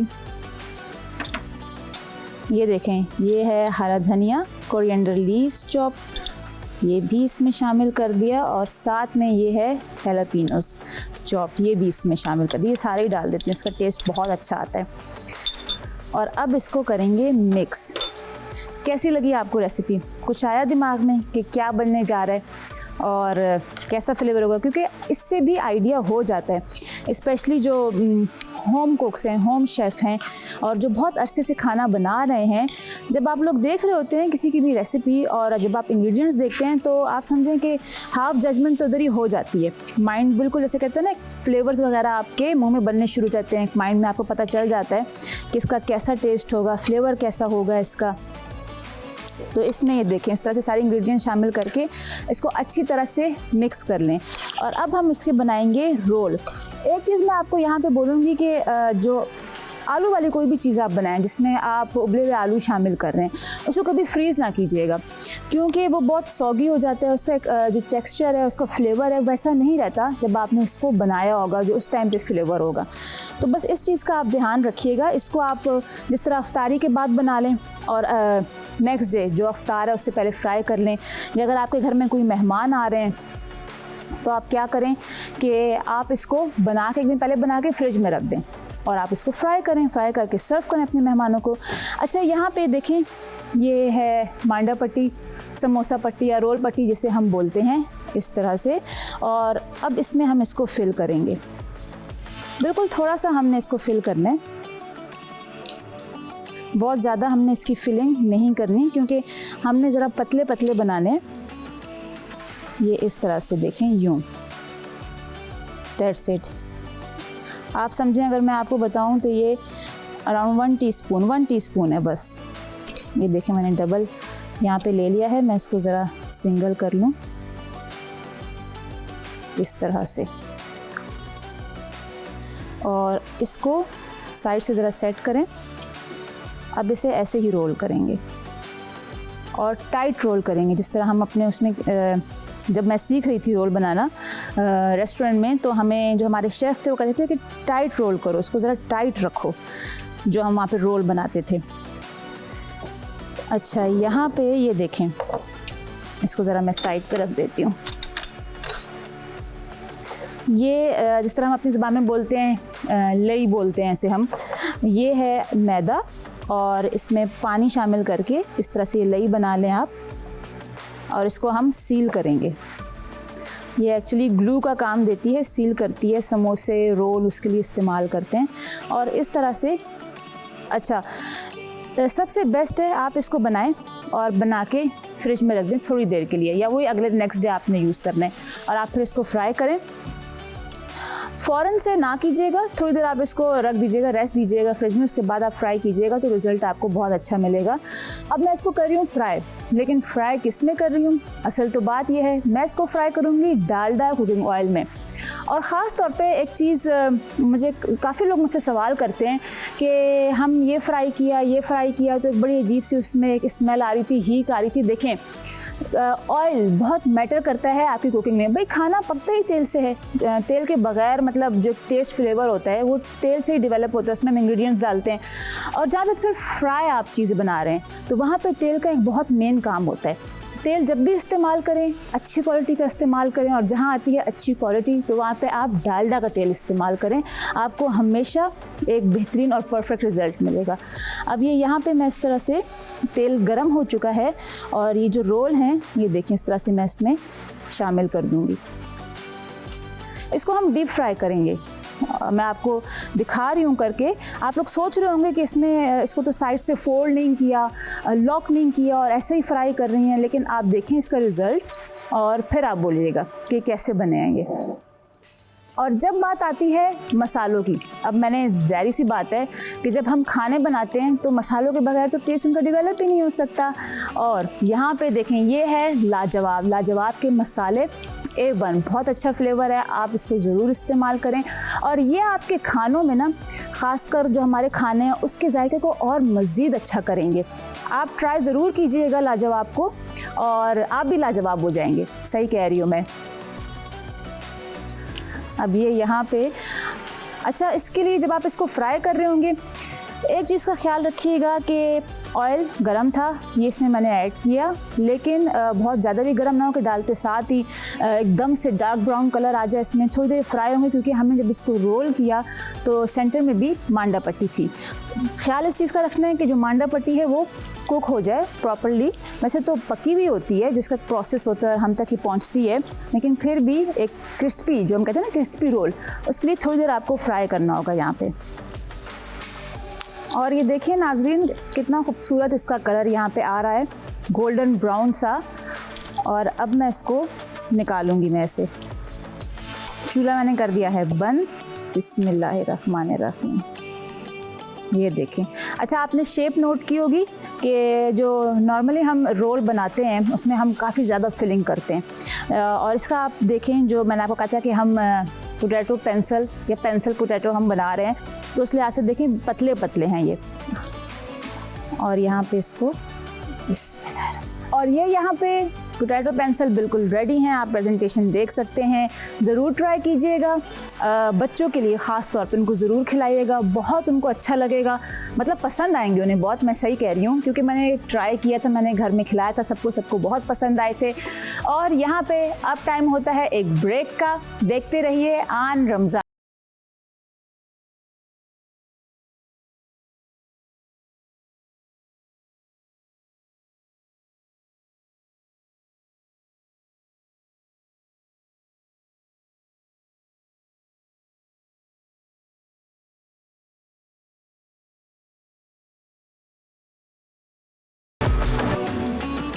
Welcome back after the break. और जनाब आप देखें हैं आन रमज़ान, और आपका बहुत बहुत शुक्रिया कि आप हमारे इस ट्रांसमिशन को पसंद कर रहे हैं। और ख़ास तौर पे सेलिब्रिटी लॉन्च जो है हमारा, वो बहुत लोग देख रहे हैं और पसंद कर रहे हैं। जी हमारा वजाद आपने सही बोला कि लोग बहुत पसंद कर रहे हैं और ख़ास तौर पे इंतज़ार करते हैं कि आज कौन सेलिब्रिटी गेस्ट आएंगे और क्या चटपटी बातें होंगी उनके साथ। बिल्कुल, तो आज कौन आ रहा है ज़रा मुझे बताएंगी आप? आज जो हमारे गेस्ट हैं, सेलिब्रिटी गेस्ट, उनके बारे में क्या बोलूं कि जब उन्होंने अपना करियर स्टार्ट किया और उसके बाद जब उनके ड्रामे आए ऑन द स्क्रीन, तो उनका जो करेक्टर था, बड़े अलग अलग करेक्टर्स थे उनके और बहुत ही कमाल के हिट पे हिट ड्रामे, उन्होंने फिल्म्स में भी काम किया। और इसके अलावा अब तो खैर उनका काम ऐसा है कि हर कोई वाह वाह करता है उनका काम देख जनाब। और उन्होंने कहते हैं कि काफ़ी कम उम्री में जो है ना अपना काम स्टार्ट किया, और उसके बाद फिर एक के बाद एक बैक टू बैक ड्रामे ड्रामे ड्रामे, और फिर उन्होंने क्या क्या किया उसके बाद वो खुद अपने मुंह से बताएंगे। जानेंगे, तो बुला लेते हैं तो जनाब बुला लेते हैं हमारे फेवरेट आर्टिस्ट और बेहतरीन good looking person Furqan Qureshi. अस्सलाम वालेकुम। क्या हाल है? ठीक है भाई। अस्सलाम वालेकुम। Please have a seat. हाँ जी, सबसे पहले तो फुरकान बहुत बहुत शुक्रिया, आप हमारे चैनल पे आए और जनाब ये 4 चांद लगाए। थैंक यू जी, शुक्रिया। और जनाब रमज़ान मुबारक आपको भी। बहुत रमज़ान मुबारक हो आपको। हाँ जी, तो सवाल मैं शुरू कर दूं पहले है? हाँ बिस्मिल्लाह। बिल्कुल, पहले तो बड़ा आसान सवाल। हाँ जी, पहला आसान सवाल है, रमज़ान कैसे जा रहे हैं भाईजान? बहुत अच्छे जा रहे हैं। शुरू में थोड़े से मुश्किल थे ऑब्वियसली, शुरू के रोजे आपको पता है थोड़े मुश्किल होते हैं। सही बात। लेकिन फिर आदत हो जाती है, और उसके बाद इतनी आदत हो जाती है कि आप 31वां रोजा भी रख लेते हैं गलती से प्रैक्टिस में, या आज भी रख लो, ईद के दिन भी रोजा हो जाता है गलती से। सही बात है। तो हाँ अच्छे जा रहे हैं, और ऐसा ऐसा आई एम श्योर पता आ रहा है। कोई फर्क महसूस हो रहा है पिछले रमज़ानों में और इस रमज़ानों में? या अगर हम देखें इसको, बल्कि इसको थोड़ा सवाल को बड़ा कर लें, बचपन के रमज़ानों में और इस दफ़ा के रमज़ानों में क्या क्या चीज़ें जो मिस कर रहे हो? यार आई थिंक बचपन में रमज़ान और ईद ज़्यादा इंटरेस्टिंग होती है। हाँ जी, क्योंकि आप छोटे होते हैं तो आपको शॉपिंग करनी होती है, बिल्कुल, आपको लगता है कि बहुत कोई मज़ा आ जाएगा नए कपड़े पहन के, या लेकिन जैसे जैसे आपको उम्र लगती है ऑब्वियसली, तो ईद और रमज़ान का मतलब कुछ और हो जाता है। रमज़ान मेरा ख्याल है कि सिर्फ खाने की हद तक रह गया है माजरत के साथ। सही बात। आप सिर्फ सहरी करते हैं, इफ्तारी करते हैं, पकौड़े समोसे, ये कॉन्वर्सेशन हो रही होती है। सही बात है। रमज़ान डिसिप्लिन का नाम है, बर्दाश्त का नाम है, और आप मतलब गुस्से का रोज़ा रखें और चीखने का रोज़ा, मतलब you know of course you have to control yourself, सिर्फ खाने तक महदूद ना रखें। तो घर में क्या आपकी सूरत हाल है, मतलब घर में किस तरह रोजे गुजरते हैं बहनों के साथ और घर पे? हाँ मतलब वैसे ही होते हैं ऑब्वियसली, मतलब जैसे हर टाइम दे किसी भी के। पाते हैं, यानी आप मसरूफ इतने होते हैं कि कम ही टाइम मिलता है आपको घर जाने का? हाँ अगर शूट कर रहे हो तो फिर तो घर जाके अपना भी नाम याद नहीं रहता। और इतना बुरा हाल होता है कि किसी से बात नहीं करनी होती उससे, सिर्फ पंखा देखना होता है और लेटर ना होता है। लेकिन अदरवाइज ऑब्वियसली अगर फ्री होते हैं तो फिर तो ज़ाहिर है फैमिली के साथ। जो फैमिली के साथ होते हैं आप, और बहनें भी हैं आपकी माशाल्लाह से, तो आप उसका काम में हाथ बटाते हैं या शोर शराबा करते हैं, चाय ला दो मुझे, रोज़ा खुल गया है, मुझे ये चाहिए, फ्रूट चाट का है? वैसे मुझे तो लगता है बहनें करती होंगी बहुत। वैसे पर्सनैलिटी जो है ना, ये भी एक अच्छा लाई। हाँ। ये दिखने में कुछ और है, ये अंदर से मुझे लगता है सॉफ्ट हार्टेड है, मैंने सुना भी आगे पीछे। नहीं मैं बहुत अच्छा आदमी हूँ अंदर से, प्रॉमिस। नहीं लेकिन घर पे ऐसा तो नहीं है, वो है स्टाफ है, वो खाना बनाता है, कुछ करता है, तो उसको मैं कह देता हूँ कि चाय पिला दो। कोई ज़ाती इन्वॉल्वमेंट होती है अफ्तारी पे? नहीं मुझे कोई इंटरेस्ट नहीं है इस चीज़ में, मैं आपको ऑनेस्टली बताऊं कि और मुझे खाने में इतना इंटरेस्ट नहीं है। I am not a foodie. हां, Okay, मुझे कुछ भी खिला दें कुछ भी खा लेता हूं। मेरे लिए कहते हैं ना eat to live, live to eat, तो मैं वो वाला आदमी हूं कि मैं ईट टू लिव हूं बेसिकली। हां, कि मैं खाना खाता हूं जिंदा रहने के लिए। I am not very fond of food. अरे वाह, ये बात सही है। बेहतरीन। ये तो बहुत कम लोगों को होता है आजकल की खाने पे थोड़ा सा अपने बस में रखे हैं, वरना तो आपको पता है लोग वाकई खाना में। देख के आपे से बाहर हो जाते और हैं। खासकर फिर रमजान में एक अलग अलग फिर अफ्तार दस्तरखान सजाए जाते हैं, तो हर किसी को होता है कि मुझे ये इतना हो कुछ नहीं यूं करता, हो। समोसे पकोड़े कुछ भी देख के मैं बोलता हूँ चले सही है, नॉर्मल है, खा लो। Normal है। और अब तो खैर आपको डाइट फॉलो करनी होती है, यू कांट ईट एवरीथिंग, बिल्कुल, अच्छा। क्योंकि अगर आप मोटे हो गए तो भूखे मर जाएंगे, काम नहीं चलेगा। अच्छा। हाँ, जाहिर है। तो आपको you have to be very very careful about what you eat. लेकिन एक तो फिटनेस होती है, लाइक फिटनेस है थोड़ा बहुत बेसिक। हाँ। एक चीज होती है कि हार्ड कोर फिटनेस, मैंने थोड़ा सा अपने मामले में वो फ्रीकी माइंडेड होते हैं, जो कि मेरे लिए तो वो अच्छी होते हैं, जाहिर सी बात है। तो आप कौन से, किस टाइप के हो आप? यार चूंकि डॉक्टर साहब मुझे ना खाना खाने का इतना शौक नहीं है, तो मेरे लिए मुश्किल नहीं होता डाइट हाँ, ये सही है। कि मुझे प्रॉब्लम ही नहीं है, अगर मैं ना भी खाऊं तो कोई मसला नहीं है। होते हैं ना जो फूडी होता है इंसान, उसको बड़ा प्रॉब्लम होता है कि यार मैं खाने का चाह रहा है और ये वो। मुझे इतना शौक ही नहीं है, तो मेरे लिए इतना प्रॉब्लम नहीं है। मैं इतना कोई फ्रीक नहीं हूँ, लेकिन मैं डाइट कंट्रोल रखने की कोशिश करता हूँ। लेकिन जैसे आजकल आप जिम भी बहुत जा रहे हैं, तो मैंने सुना उसके साथ डाइट भी आपको अच्छी रखनी पड़ती है, क्योंकि जब आप इतनी इंटेंसिव एक्सरसाइज कर रहे हो। अगर आप डाइट पर, मेरा ऐसा मानना है कि अगर आप सिर्फ जिम चले जाएं और डाइट पे कंट्रोल ना भी करें, तब भी आप बहुतों से बेहतर हैं। वो वजन उठाते नहीं है, जिम जाके बस बातें करवा लो इनसे, और वो खाना भी खा रहे हैं, ऊपर से जिम भी नहीं जा रहे, तो एक तो कर लो, दोनों में से काम। सही। तो और बातें यही होती है कि यार वेट कम नहीं हो रहा, मेरा वेट कम नहीं हो रहा, लेकिन कुछ कर भी नहीं रहे होते। हाँ। जिम में भी ऐसे लोग कितने होते हैं, बैठे होंगे कोने पे अपने मशवरे। 2-2 किलो का डंबल उठा के कह रहे हैं मसल नहीं बनता, नहीं होता ना। कभी गुस्सा है जिम में ऐसे लोगों को देख के जो हमें डॉक्टरी झाड़ ले होते हैं, और आपको पता हो और आप बोलो यार चुप हो जा, क्यों बकवास कर रहा है बैठ के? हाँ, नहीं, शुक्र है मैं ऐसे जिम में जाता हूँ जहाँ इतने लोग नहीं आते। मैंने जानबूझ के ऐसा जिम ढूंढा है जहाँ पर कोई खलीफे नहीं आते, अपना काम कर रहे होते हैं, मैं अपना काम कर रहा होता हूँ। चलो ये अच्छा है, तो सही बात है। माशाल्लाह फिटनेस तो आपकी बहुत कमाल की नहीं, है, सर। और आपकी हाइट भी अच्छी, तो ओवरऑल आप तो बहुत अजाब है, मैं आपको बताऊं, इस पे मसल क्रिएट करना है, इस पे फिट होना बहुत मुश्किल होता है। सही बात है। अच्छा। लंबे है ना आप, तो आपका क्या कहते हैं उसको, रेंज ऑफ मोशन ज्यादा होता है बजाय किसी छोटे आदमी के। ये बात तो है।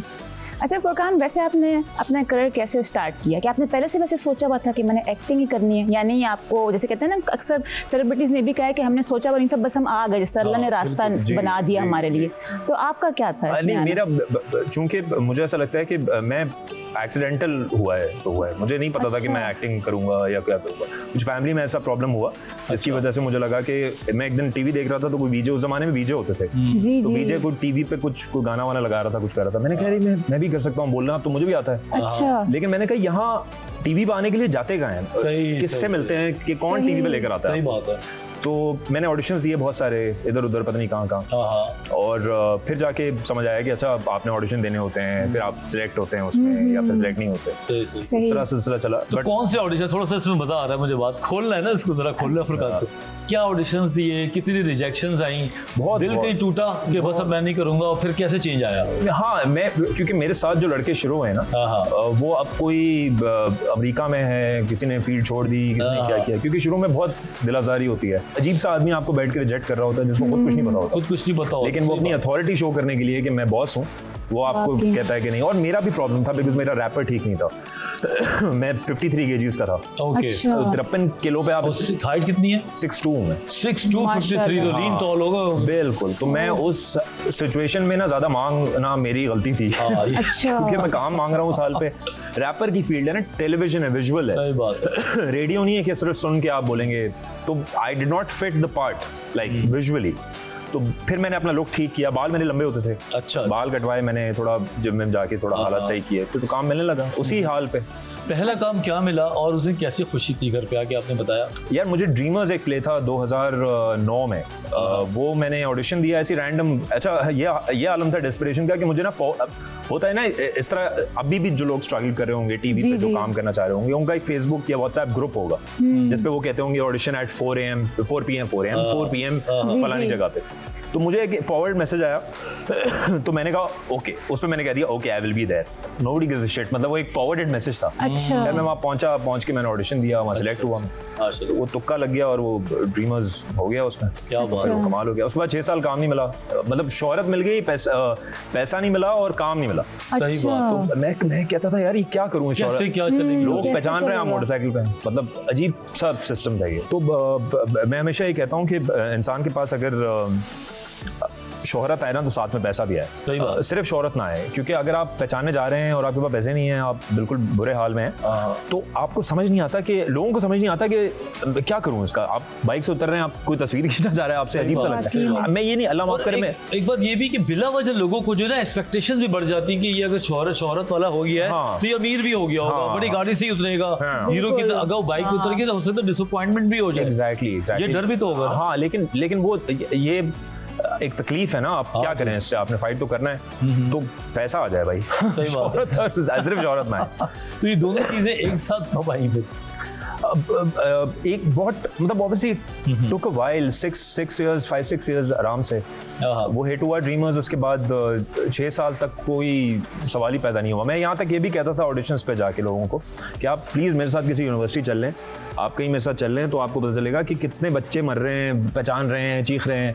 मतलब आप पैसा कमाएं ना मुझसे, मुझे कास्ट करें, सही बात। और आप वो आपका टारगेट ऑडियंस बना हुआ है, आप पैसा कमाएं मुझसे। नहीं, वो उनका एक रेसिपी था, उस हिसाब से वो कास्ट करते थे। सही। बताएं जरा। अच्छा बस- फुरकान, आपने वैसे बहुत स्ट्रगल की है इस इंडस्ट्री में आने के लिए, बहुत ज़्यादा। तो मतलब जो हमारे यंगस्टर्स हैं, जब वो आप लोग को देखते हैं, ज़ाहिर बात है आप इंस्पिरेशन है उनकी, उनका भी दिल करता है हम आएँ। तो अब उस टाइम में आपको क्या लगता है कि वो ज़्यादा स्ट्रगलिंग टाइम था जैसे आप लोगों के लिए एज एन एक्टर, या अब जो आना चाहते हैं तो उनके लिए आसान है, यानी ये इस पार्ट से गुजरना पड़ता है उनको? नहीं, अब नहीं गुजरना पड़ता। अब एक टेलीफोन है, उसमें इंटरनेट है, उसमें कैमरा है, तो उसमें आप वीडियो बनाएं। अब अगर कोई बात कर रहा है ना कि मेरे पास प्लेटफॉर्म नहीं है, या अब आपको ना चमचागिरी करने की इतनी जरूरत नहीं है अच्छा। कि प्रोड्यूसर्स डायरेक्टर्स के पास जाके सही बात। कि सर करने की जरूरत नहीं है। अब हर किसी के पास एक प्लेटफॉर्म है। अगर आपके पास टैलेंट है, आप अपने आप को रिकॉर्ड करें, आप पोस्ट करें, अगर वो वीडियो वायरल हो गई सही। तो आपके बारे न्यारे हो गए। तो अब ये नहीं है कि मुझे वो चांस मिलेगा, चांस आपका टेलीफोन है। अब बिल्कुल। अब भी अगर आपको चांस नहीं मिल रहा है, इसका मतलब आपके अंदर टैलेंट नहीं है। अच्छा। तो वो हमारे जमाने की बात थी जब ऑर्कुट होता था। इंस्टाग्राम एक एडिटिंग एप्लीकेशन था बस। जी जी। अब इंस्टाग्राम पे लोगों के घर चलते हैं, लोग पता नहीं पैसे कमाते हैं क्या हाँ, करते हैं। बिल्कुल। वाकई में। अब बड़ा आसान हो गया। आसान हो गया अब और ये बातें अब जो मैं कर रहा हूँ ना, ये इररेलेवेंट है। कोई नया लड़का देखेगा ना, वो बोलेगा ऐसा तो कुछ नहीं होता, ऐसा सही तो बात कुछ नहीं है। है, क्योंकि उसको जरूरत, हाँ उसको जरूरत ही नहीं है इस चीज़ हाँ हाँ, वो तो टिकटॉक से सीधा ऊपर जाता है। और बिल्कुल, अच्छा ऐसा भी हुआ है कि मशहूर पहले हो गए, टैलेंट बाद में आया है की। टैलेंट तो आया है बिल्कुल। ऐसा नहीं, वैसे वही मैं कहने लगी कंजूसी थी करके बोल रहा कि हूँ। मतलब वो भले वो अपनी वीडियोस वगैरह बना रहे होते हैं, लेकिन जैसे आप लोग काम करते हैं जी। तो करेक्टर एक ऐसा नजर आता है कि जैसे एक तरह से शनाख्त बन जाती है, नहीं, उस देखिए, करेक्टर से आपको याद किया जाता हमारे है। काम में ना दो चीजें, एक शोहरत और एक पैसा, दो चीजों के लिए आप ये काम करते सही हैं। बात। एक शोहरत होती है, एक पैसा होता है, और एक ख्वाहिश भी होती जी। है। वो दोनों चीज आपको टिकटॉक बनाने से मिल रही है, तो आप क्यों करेंगे ये? सही बात। आप मुश्किल रास्ता क्यों अपनाएंगे? अगर आप यहाँ से हैदराबाद 15 मिनट में पहुंच सकती हैं, तो आप जाएंगी 2 घंटे में? नहीं जाएंगी ना, तो बोलेंगे मैं 15 मिनट वाला रास्ता लेंगे जाऊंगा। वाकई बात में। है। तो जो आजकल के लड़के लड़कियां हैं वो 15 मिनट का रास्ता ले रहे हैं, और बिल्कुल सही है, ऐसा ही होना चाहिए। अगर मैं आज शुरू होता एक्टिंग कर, तो मैं थोड़ी इतना मगजमारी आप करता। ये देखो ना कि थोड़ा सा बात इधर से उधर हो रही है, लेकिन बात तो हो रही है कि लोग जितने भी जर्नलिस्ट थे वो अपने शोज छोड़ के अब यूट्यूब हाँ, चैनल YouTube पर आ गए हैं, और वो उससे वाकई ज्यादा में। कमा रहे हैं और कहते हैं कि हमारे घर में बैठे हैं, मैं ही डायरेक्टर हूँ। कोई तो जरूरत ये नहीं। सारी चीजें आप सही अपनी बात। मर्जी के मालिक हैं। जब आप रिकॉर्ड करें, बातें करें, पोस्ट कर दें, खत्म। आपको यूट्यूब भी पैसा देगा, हाँ जी। आपको ब्रांड्स भी पैसे देंगे। तो ये बड़ा ये खराबी नहीं है, ये अच्छा बहुत है, अच्छी time के बात साथ, है। सही बात है। हाँ हाँ। चलो ये बताओ फुरकान, माशाल्लाह आपकी जो पर्सनैलिटी है उसमें तो हीरोइज्म नजर आता ही है और आप गुड लुकिंग भी हैं। तो कौन से कैरेक्टर्स जो हैं जो आप करीब करीब गुजरना चाहते हो, कॉमेडी के, रोमांटिक या विलन का, कौन सी चीज़ जो अभी दिल में है? मैं हमेशा बोलता हूँ ये काफी जगहों में, मुझे ना साइकोटिक लवर का कैरेक्टर करना है। मुझे लगता है कि मैं बड़ा अच्छा करूंगा वो। और मैं तुम्हारा साइकियाट्रिस्ट हो जाऊं फिर। हाँ, आप तो हर एक अपना patient वही मिल मंजन जाएगा। बेचने के लिए ना हर कहीं घुस जाया करें तो आप। आप इलाज कर देंगे ना, मेरा देर के कैरेक्टर बाद। फेल हो जाएगा। थोड़ी देर बाद ही लाजमी आएंगे इलाज हाँ करने हाँ हाँ, आप। इलाज करने के लिए। नहीं नहीं, पूरी बात करें। नहीं, मुझे लगता है कि साइकोटिक लवर मैं बड़ा अच्छा प्ले करूंगा। कि थोड़ा वो सा उसकी तो- डिटेल बताओ, क्या पता कोई डायरेक्टर देख रहा हो, बुला ले, सही बता मतलब रहा क्या सोचते हैं आप, क्या है किस तरह नहीं, का करेक्टर रोल वो तो होना ऑब्वियसली चाहिए? प्रोड्यूसर या डायरेक्टर या जो भी स्क्रीन प्ले लिखेगा वो हाँ। डिसाइड करेगा। लेकिन मुझे ऐसा लगता है कि मैं परफॉर्म अच्छा कर सकूंगा। क्या कि वो जो बात है। आप नॉर्मल नहीं होता जैसे पागल हो जाते हैं हम जी जी। टाइप, Obsessed, बिल्कुल। वेरी स्मार्ट आल्सो, ऐसे बेवकूफ नहीं, स्मार्ट आदमी। मतलब स्मार्ट आदमी, इसको प्ले करना आता है, प्ले करना आता है। हाँ हाँ, टॉर्चरस आदमी। क्या बात है, क्या बात है, वैसे देख अगर रहे इस हैं तरह आप का लोग। रोल मिल गया ना तो तबाही मचा देंगे, मुझे लगता है जो एक्टिंग बिल्कुल, करेंगे ना बिल्कुल। ये। बिल्कुल। अच्छा, अब तक का आपका कौन सा फेवरेट कैरेक्टर है जो अब तक आप कर चुके हैं? एक मैंने ट्रांसजेंडर का कैरेक्टर किया था आज से 4-5 साल पहले। वो अगर आप मुश्किल सबसे पूछेंगी तो वो सबसे मुश्किल था। बेशक, if you are asking the closest to my heart, वो था आगा फ्रॉम ड्रीमर्स। सबसे पहला खूबसूरत वाला। कैरेक्टर था वो। हाँ, बहुत माइल्ड और खामोश रहने अच्छा, वाला। तो क्या रीजन है मतलब इन दोनों का? एक आपने का मुश्किल था, एक आपने वो का पहली दिल के मोहब्बत थी ना, करीब था। पहले पहला था ना वो दिल के वजह करीब से। हो गया, हाँ, पहला उससे प्यार था वो। पहला प्यार था वो। अच्छा हाँ। अच्छा। और वो अच्छा भी बहुत था वो, मतलब मजेदार कैरेक्टर था। और जो दूसरा आपने बात की ट्रांसजेंडर की, क्योंकि बहुत Transgender का- मुश्किल कैरेक्टर है, मतलब इस तरह जी करना। जी जी, वो और- आवाज में धीमी करके बोलना था ओए, और ओए, मजाक ओए, करना, ओए। वो सारी चीजें थी। तो वो, और क्योंकि मेरा स्टैचर ऐसा है कि लगता नहीं है कि कोई मुश्किल होगा, मुश्किल। सही हाँ, बात है। तो वो बड़ा मजा आया था उसमें वो प्ले तो करने में। उसमें आवाज बदली, हाँ, स्टाइल भी थोड़ी- बदला होगा, कोई नई चीज को अडॉप्ट किया तो उस कैरेक्टर में डालने के लिए। हाँ, मतलब जैसे एक ट्रांसजेंडर बिहेव करेगा, ऑब्वियसली वो यूं तो नहीं बैठेगा, वो यूं बैठेगा, बिल्कुल, जो भी बिल्कुल, करेगा। तो वो, और वो कंटिन्यूअसली आपने चीखना भी ट्रांसजेंडर की तरह ही है, ओहो हो। गुस्सा भी वैसे ही करना है। इमेजिन आपको गुस्सा आ रहा है, आप कैसे आप वाकई करेंगे? में तो वैसे वो ही मुश्किल था, करेंगे। लेकिन हाँ सही है। अच्छा, तो मजा है। फिर आपने जैसे अभी जो आप माशाल्लाह कैरेक्टर वगैरह जो ड्रामे आप करते हैं, घर में आपकी वैसे बहनें क्या बोलती हैं? घर में कभी उनके साथ करते हैं आप जैसे एक्टिंग वगैरह, या वो आपको बोलती हैं भाई सीधा ये सीधा यूं बोला, था, ड्रामे करते हो घर में? हाँ नहीं या अक्सर बहनें भी बोलती हैं ना, भाई ये आप यूं कर सकते थे और बेहतर कर सकते हाँ, थे हाँ, आप हाँ, इसको। नहीं, वो अब इतना प्रोफेशनल हो गया ना काम की, किसी की वो मतलब वो नॉर्मल हो गया है, वो बहुत नॉर्मल सी बात हो गई है कि अब जैसे आप लोग अगर एक चीज बहुत टाइम से कर रहे हैं, नोबडी वुड नोटिस, आप जाएंगे अपने काम से वापस आ जाएंगे। हाँ, सही। मतलब बात वो तो इतना सही कह रहा है, feedback नहीं कोई होता। घर में भी नहीं पूछता। बाकी शुरू में कोई नहीं पूछते थे पूछता। डॉक्टर वजहात। हाँ, पहले होता है ना कि अरे और ये वो ये हो, अब तो नो, मतलब इट्स ओके, अब मेरा काम ही है ना। सही बात है, क्या बिल्कुल। होगा? चलो अच्छा, अब हम बात करते हैं हम दो हमारे 100। जी जी जी। ठीक है ना, जो आन टीवी मौजूदा का जो आन का, जी जी, हम अपनी आन की शान को कैसे भूल सकते हैं? तो इस बारे में कुछ बताएं कि क्या चल रहा है? वो अभी चल रहा है, अभी भी चल ही रहा है। और उसमें सबसे फन फैक्ट ये था कि there were 25 people in the play, ओए, ओए, 25 एक्टर्स थे उसमें। तो वो बहुत सेट ऐसा लगता था कि वो कुछ बिक रहा है सेट पे, जो फ्री का बिक रहा है, जो मुझे नहीं पता, इतना रश होता था। ओहो। तो वो बहुत इंटरेस्टिंग था। अब तो खैर खत्म, शूट तो खत्म हो गई है, ऑन एयर है, और बहुत मजा आया। एंजेलिन मलिक डायरेक्टर थी उसकी। कैसा लगा हमारे चैनल के साथ काम करके? आपको बहुत अच्छा लगा यार, बड़ा अच्छा लगा। Obviously it's a new channel, Yeah. और लोग थोड़े से स्केप्टिकल होते हैं नए चैनल के साथ काम करने में, लेकिन बहुत अच्छा रिस्पांस भी अच्छा है, और वैसे टीम भी बहुत अच्छी है। टीम बहुत बड़ा अच्छी घर जैसा माहौल लगा। सही बात है ये। और बताओ फुरकान, चलो ये तो हो गया, काम की बात हो गई, थोड़ी सी फिटनेस की। दोस्तों के मामले में पूछना चाहता हूँ कि अब आप बिजी भी हैं और घर से आते लोगों, तो दोस्ती यारी आपकी कम हुई है या वैसे ही है, या शुरू से कम थी? यार दोस्ती यारी within the business, I think everybody is a friend. हर कोई आपसे, आप देखें इस काम में ना हर कोई मेहनत ही कर रहा है, हर कोई काम ही कर रहा है। कोई किसी के बारे में, मुझे ऐसा पर्सनली नहीं लगता कि आप किसी के बारे में गलत ना सोचो, अपने बारे में भी अच्छा सोचो और किसी और के बारे में गलत ना सोचो। सही बात। जहाँ तक दोस्ती की बात है, और जहाँ तक वो है, वो पुराने, अगर आपके जो 4-5 दोस्त हैं, मेरा भी ऐसे ही है, हाँ। वो जो 4-5 दोस्त हैं, अगर आप दोस्त की डेफिनेशन हो तो फिर वही है। क्या बात। अदरवाइज बिजनेस में दोस्त ही हैं सारे। वो तो बस सही बात है। लेकिन डर लगता ऐसा है यहाँ दोस्त पर। जो आपको फुरकान ही समझता हो, फुरकान अबे ओए बात सुन यार, ये तेरा, बहुत ये वाले भी तो दोस्त होते हैं ना। बहुत मुश्किल हो जाता मतलब है। जिस तरह आपको उस वक्त से जानता हो कि जब उसने एक अपना स्ट्रगलिंग पार्ट से गुजरा था, नहीं, वो करियर पता है, स्टार्ट किया, और उस टाइम का कोई दोस्त आपके साथ हो। मशहूर होने का प्रॉब्लम थोड़ा सा ये है कि वो जो पुराने दोस्त होते हैं ना, वो भी थोड़े से आपसे ना वैसे हो जाते हैं कि और क्या हाल है, थोड़ा इज्जत आ जाती है उनमें। क्यों दे रहे हो इज्जत यार, मतलब बात। दो ना गाली। तो वो थोड़ा सा डिफिकल्ट हो जाता है दोस्ती मेंटेन करना वाली। उनको लगता है कि हाँ आप कहाँ ये गाली सुनेगा, हालांकि ऐसा नहीं, हम मर रहे हैं गाली सुनने के लिए, बिकॉज कोई दे नहीं रहा गाली। सही बात है। तो आई डोंट नो,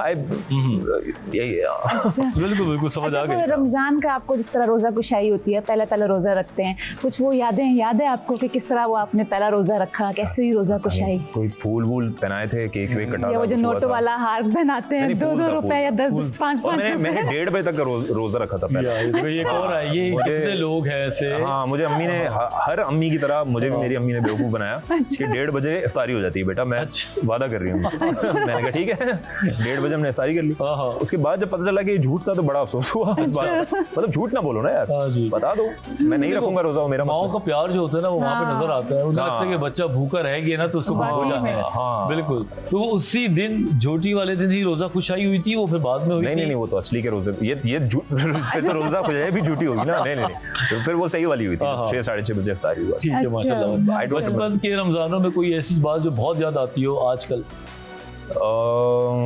बचपन में आई डोंट नो, बचपन में हाँ रमजान थोड़ा सा ज्यादा। क्रिकेट कुछ सुबह के टाइम ऐसा कुछ? हाँ, night matches, Yeah. Of course. There you go. Night match, मैं बड़ा सीरियस था क्रिकेट के बारे में एक हाँ। जमाने में। उसके बाद मुझे समझ आया कि नहीं हो सकता ये, कुछ और कर लो जिंदगी में। बहुत बोल्ड होने लगा मैं। पहली बॉल में बोल्ड हो रहा हूँ। अच्छा। तो मैंने कहा नहीं, करियर चेंज करो, तो फिर ये कर लिया। So yeah. क्या बात है, माशाल्लाह। इसमें आप बोल्ड नहीं हो रहे, बल्कि मुझे लगता है छक्के मार रहे हैं आप। हाँ, इसमें अभी तो there's a long way to go, obviously Yeah. बहुत रास्ता है, बहुत टाइम है। क्या बात अच्छा, है। वैसे आप पढ़ाई वगैरह में कैसे थे? मतलब मैं पूछ रही हूँ ऐसे लाइक या पढ़ाई में मैं अच्छा था, मुझे ऐसा अच्छा। लगता है। हाँ, और अब मुझे रियलाइज होता है कि पढ़ाई उस जमाने में ना बहुत बोरिंग लगती है आपको पढ़ाई। सही बात। आपको ऐसा लगता है कि बड़ा कोई अजाब है पढ़ाई, कि आपने सुबह जाना है और आपने शाम में वापस आना है। मेरा आफ्टरनून शिफ्ट था स्कूल में, 1:30 बजे जाता था अच्छा। और 5 बजे वापस आता था, जिस वजह से मैं सेट पे भी लेट पहुंचता था, क्योंकि जाहिर है मेरा वो साइकिल बना होता ना कि 1:30 बजे सुबह हो गई। तो लेकिन आई don't no, I was good in studies, not bad. अच्छा, और क्या पढ़ा, क्या आपकी क्या स्टडीज है? मैंने A levels किया जी। माशाल्लाह। ग्रेजुएशन नहीं कर पाया बिकॉज वो कुछ ऐसा हो गया था। हाँ, फिर टाइम भी नहीं था, इंडस्ट्री ज्वाइन कर ली थी, अच्छा। तो कमाने में लग गए थे। तो सही बात सही। है। तो मतलब आपके स्कूल के दोस्तों को पता था कि आप मतलब एक्टर भी बन रहे हैं, जाते हाँ, हैं पुराने acting वगैरह करते दोस्तों को हैं? पता है। अजीब दोस्तों के मैसेजेस आ रहे होते हैं कि remember we were in grade 5 together. No, I don't, and even if I do, I don't know you.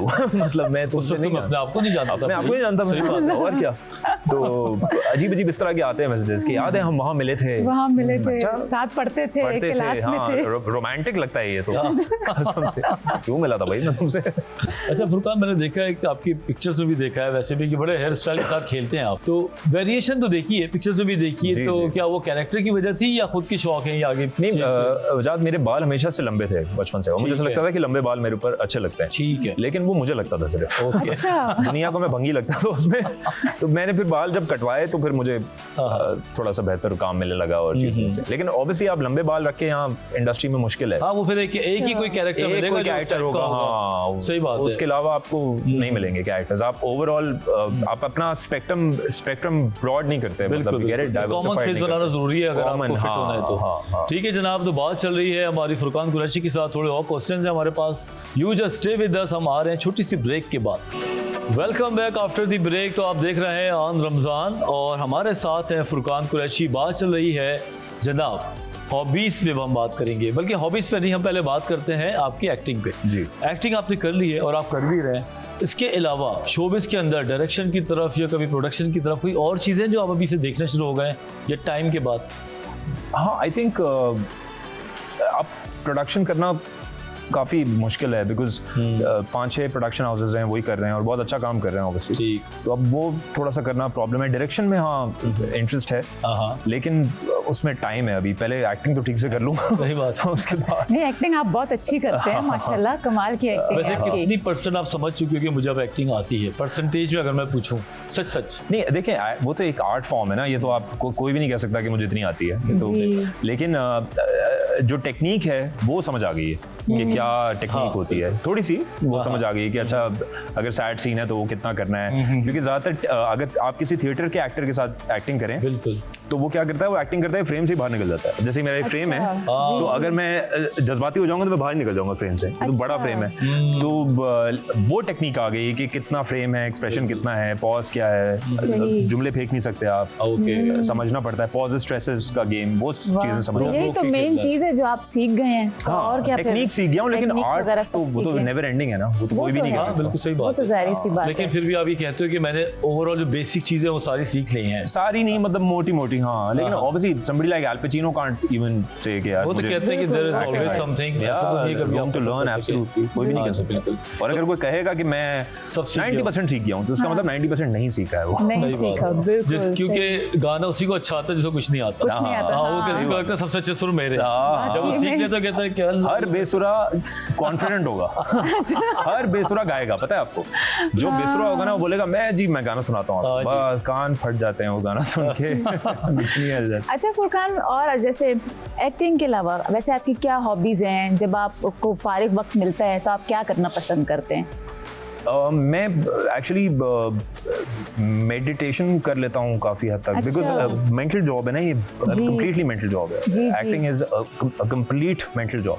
Physical तो आप खड़े होके आपने क्या करना है, ये करना है, ये करना है, ज़्यादा हाथ पैर इतना वो नहीं है। तो दिमाग का सुकून में होना बहुत ज़रूरी है इस नौकरी में। अच्छा। वरना क्योंकि आप इमोशनल जॉब है ना, जी। तो काफ़ी दफ़ा होता है लोग अपनी इमोशनल मेमोरी यूज़ करते हैं कि अगर रोने का सीन है तो वो कुछ सोच लेते हैं ऐसा। So if it stays there it hurts you.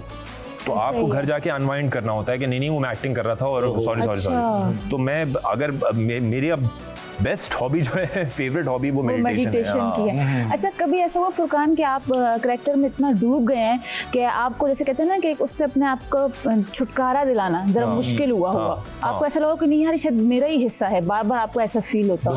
हाँ, वो शुरू में बहुत मुश्किल होता था ये कि आप तो कैरेक्टर में रहते थे और ये करते थे, लेकिन फिर उसके बाद आप इतने प्रोफेशनल हो जाते हैं कि आपके अंदर turn off turn on switch आ जाता है। मतलब इसमें कोई टेक्निक होती है क्या खुद कैरेक्टर से बाहर निकालना? हाँ, करें और फिर आप नहीं सोचें और आप चले जाएं। ऑब्वियसली कैरेक्टर में रहेंगे तो घर पे थप्पड़े पड़ेंगे अगर आप क्या पता चला घर जाके सीधा खाना मांग लिया अम्मी से, हाँ, मुझे खाना दो वरना मैं माफ नहीं करूंगा, बोलेगी दलाल का। हाँ, सीधा मुंह पे यही है। अच्छा, इसके साथ साथ होस्टिंग का भी शौक रहा है कभी? है कि होस्टिंग करूं, किस टाइप की, कॉमेडी या कोई सीरियस नोट पे? आजकल तो आपको पता है होस्ट काफी अपॉर्चुनिटी मिलेगी तो ऑब्वियसली इंटरेस्टिंग तो लगता है मुझे होस्टिंग का काम, और मुझे ऐसा लगता है कि मैं कर सकता हूँ, लेकिन कुछ ऑफर नहीं हुआ अभी तक, सो आई डोंट नो, अगर हुआ तो सोचेंगे। तो बस याद रखिएगा हमें, क्योंकि देखिए हमारे चैनल के थ्रू लोगों को पता चला है कि आपको होस्टिंग का भी शौक है। हाँ, बिल्कुल। क्या पता कल को होस्ट कर रहे हो। होस्ट कर रहा हूं। आपको गेस्ट बुलाया हुआ, समझ गए, बुरे समवाल करूंगा आपसे। समझ गई है, हाँ, बिठाइएगा हमें। चलो, अच्छा, अब ये तो चल रही है बातचीत फैमिली, अब रमजान भी आ रहे हैं, अब ईद से पहले या ईद के बाद क्या प्लान्स है आपके अपनी लाइफ में फैमिली के हवाले से? अपनी आपकी अम्मी है माशाल्लाह या बहनें भी हैं, उसके साथ साथ आपके ड्रामों के हवाले से क्या प्लान है? ड्रामों के हवाले से यही है कि अब मैंने आपको ऑफ कैमरा ही बात बताई कि जब मैं शुरू हुआ था ऑब्वियसली, तो उस टाइम पे तो भाई जो मिल रहा है, भूखा है ना आदमी तो वो तो टमाटर भिंडी जो मिल रहा है वो खा रहा है। सही बात। लेकिन फिर एक ऐसा टाइम आता है आपके करियर में जब आप बहुत सारी चीजें नहीं कर सकते, क्योंकि अब आपको थोड़े से लोग जानते हैं, तो अब आप कुछ ऐसा करेंगे जो एम्बैरेसिंग होगा आपके लिए, तो वो थोड़ा सा प्रॉब्लमैटिक हो जाएगा। मैंने सर्वाइवल मोड बहुत टाइम तक ऑन रखा ना अपना। अच्छा। क्योंकि मुझे मैं फेयर पे ऑपरेट करता था कि यार अगर मुझे अगर मैं ये मना कर दूंगा तो मुझे काम नहीं मिलेगा, मैं भूखा मर जाऊंगा, या या फिर वो बुरा मान जाएगा। ये भी है, हाँ, फ्रैजाइल होता है ना वो उनका ईगो। तो अब थोड़ा सा अपने आप पे ना, मैं बहुत हम्बली ये बात कर रहा हूँ कि थोड़ा सा मुझे कॉन्फिडेंस आ गया है, तो मैं अब थोड़ा सा सांस ले रहा हूँ आपके, यार ये करना है या ये नहीं करना है, या जो भी एरोगेंस नहीं है इसमें, बस मैं थोड़ा सा सांस लेना चाहता हूँ। इसमें कोई बुराई भी नहीं है मेरे ख्याल से, आप अपने आप को पहचान लेते हैं तो फिर आपका दिल होता है कि मैं ये काम करके इसमें ज्यादा अपना एनर्जी दे सकता हूँ, अपना ज्यादा समझ खूबसूरती दे सकता हूँ कैरेक्टर के अंदर। नहीं, और एक बात एक और भी है फुरकान, मैं आपसे कहना भी चाह रही हूँ और जानना भी चाह रही हूँ कि शायद कभी कभार ऐसा होता है कि हमें नो बोलना सिखाया नहीं गया होता है, किस तरीके से बोलना चाहिए, तो उस वजह से हम शायद बहुत यस यस करते करते फंसते जा रहे होते हैं। तो ये डर के मारे ना वो फाइनेंशियल रीजंस हो आपके। और सारी मैं आपको बात बताऊं, मजे की बात, सारा गेम है बैंक अकाउंट की अफोर्डेबिलिटी। आपके अकाउंट में 100 रुपए हैं, मैं आपको 200 रुपए का काम दे रहा हूँ, आप क्या बोलेंगे मुझे? आपके अकाउंट में 10 रुपए है, मैं आपको 500 रुपए दे रहा हूँ, आप बोलेंगे नहीं मैं नहीं हो सकता, आप करेंगे वो काम। तो आपने पहले अपने बैंक अकाउंट को खुश करना है, उसके बाद अपने ज़मीर या ईगो या जो भी होता है उसको खुश करना है। अच्छा फुरकान, मुझे एक बात और बताएं, ये मैं मतलब पूछना चाह रही हूँ आपसे कि इस इंडस्ट्री में आने के लिए, शोबिस में आने के लिए, एक तो जाहिर बात है एक टैलेंट होता है जो आपका एक किरदार, इस तरह जो भी आप रोल प्ले करते हैं, और एक होती है खूबसूरती। तो दोनों चीज़ें ज़रूरी हैं, यानी खूबसूरती का होना बहुत ज़रूरी है, तो फिर आप चल जाते हैं इस इंडस्ट्री में। और हाँ, वो खूबसूरती मतलब हाँ, obviously you have to be groomed because as I said it's a visual industry, radio नहीं है, ऑडियो नहीं है ना सिर्फ, तो आपको शक्ल अपनी ठीक करनी है, आपने ठीक लगना है, और ये रिक्वायरमेंट है, इसमें कोई ये नहीं है कि ये क्या बात है, नहीं ऐसा नहीं है। और ऑब्वियसली कॉम्बिनेशन है, जैसे डाइट और वर्कआउट का कॉम्बिनेशन है, वैसी शक्ल मतलब ग्रूम होने का, मैं स्टैंडर्ड नहीं बता रहा हूँ आपको कि खूबसूरत बदसूरत नहीं कह रहा हूँ, ग्रूम कि आप ग्रूम्ड हो और आपके अंदर टैलेंट हो, बोलने का फन हो, अदाकारी आती है, तो आप चल सकते हैं। बिल्कुल। तो ये चीज आपने कब देख लिया था? दोनों चीजों पे माशाल्लाह आपने काम किया, एक्टिंग पे भी काम किया और मुश्किल काम जो फिटनेस होती है, नो डाउट ये बड़ा। अदाकारी मुझे लगता है कि बहुत ताल्लुक होता है इंटेलिजेंस से। You cannot be a fool and be a good actor. मेरा ऐसा मानना है, आप बेवकूफ होने के साथ साथ एक अच्छे अदाकार नहीं हो सकते। अकल का बड़ा ताल्लुक है अदाकारी से। बेशक बेशक। और शक्ल मतलब उसका ग्रूमनेस की बात तो ये है कि उसमें अकल की क्या है, मतलब हम क्रीम लगा लें, वर्कआउट कर लें, हो जाएंगे। उसमें अकल नहीं लड़ानी होती। सही बात। तो बस यही है, जितने भी आप अच्छे बड़े एक्टर्स देखें उनमें एक बात कॉमन है कि दे आर स्मार्ट पीपल। आप उनका इंटरव्यू सुने या कुछ भी देखें तो वो बात ठीक करते हैं। बिल्कुल बिल्कुल। नहीं फुरकान, बात तो आप भी बहुत ठीक करते हैं, लेकिन आपकी अच्छी बात ये है कि आप बहुत ही नहीं हकीकत ऐसे पसंद ऐसे है। आप खुद को ऐसा बोले नहीं, मैं बुरा एक्टर पता है क्या, ये खुद को कर्ज करने वाली ये बात चाहते हैं है। तारीफ जैसे करें। हम जो लफ्ज मैं- बोलते हाँ, हैं ना, reverse तो psychology ये reverse ये psychology लॉ ऑफ खेलते हैं, मुझे अट्रैक्शन पता होता है है। जो जी, हम जी, बोल रहे psychiatrist होते हैं, को पता इन्फॉर्मेशन है। होती है। नहीं, खुद को बोलना नहीं चाहिए, ये मैं आपको अच्छा, बोलूंगी। ये बोले कि आई एम द बेस्ट, मैं बहुत अच्छा, अच्छा कर लो जी, सकता हूँ आप फ्री में और मैं बहुत आपको अच्छा मिल गई परफॉर्म ना, बस करता यही हूँ। चाह रहा फ्री था। में ब्लेसिंग्स दें खुद को, बस ये याद रखिएगा। Okay okay okay. अब आप डांटिएगा नहीं प्लीज। नहीं, मुझे बुरा लग रहा है, क्यों इस तरीके से कह रहे हैं बार-बार, इतनी अच्छा काम देखो करते हैं रिवर्स ये। साइकोलॉजी होती है, जब आप कहते हैं दूसरे कहते हैं नहीं आप बेस्ट हैं, तो बस वही चीज सुनना चाह रहे हैं। हाँ, हाँ, नहीं लेकिन तो इस बाहर- तरह पता है क्या, मैं एक बात बोलूंगी, इस तरह बेदहानी में भी नहीं बोलना चाहिए खुद को। ओके, गलती हो चलो माजरत बिल्कुल, है, हाँ। आइंदा नहीं करेंगे। फुरकान बहुत बहुत शुक्रिया, आपने बड़ी अच्छी बातें की। कुछ कहना चाहेंगे हमारे जो व्यूअर्स हैं, खासतौर पर नौजवान जो लोग हैं, प्लीज।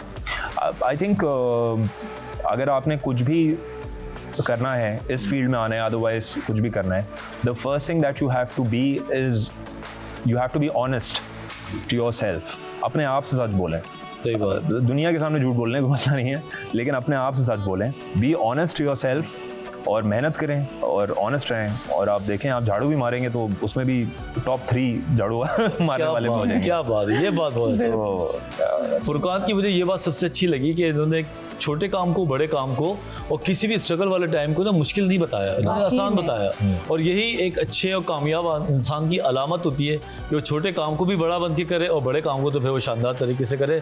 बहुत बहुत शुक्रिया फुरकान कुरैशी साहब, आपने हमें टाइम दिया। तो आप देख रहे हैं आन रमज़ान। इसके बाद हमारा अगला सेगमेंट है, कौन सा है वो आप देखते रहें तो आपको पता चलेगा।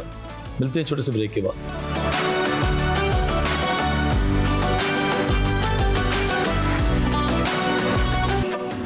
वेलकम बैक नाजरीन, आप देख रहे हैं आन रमज़ान।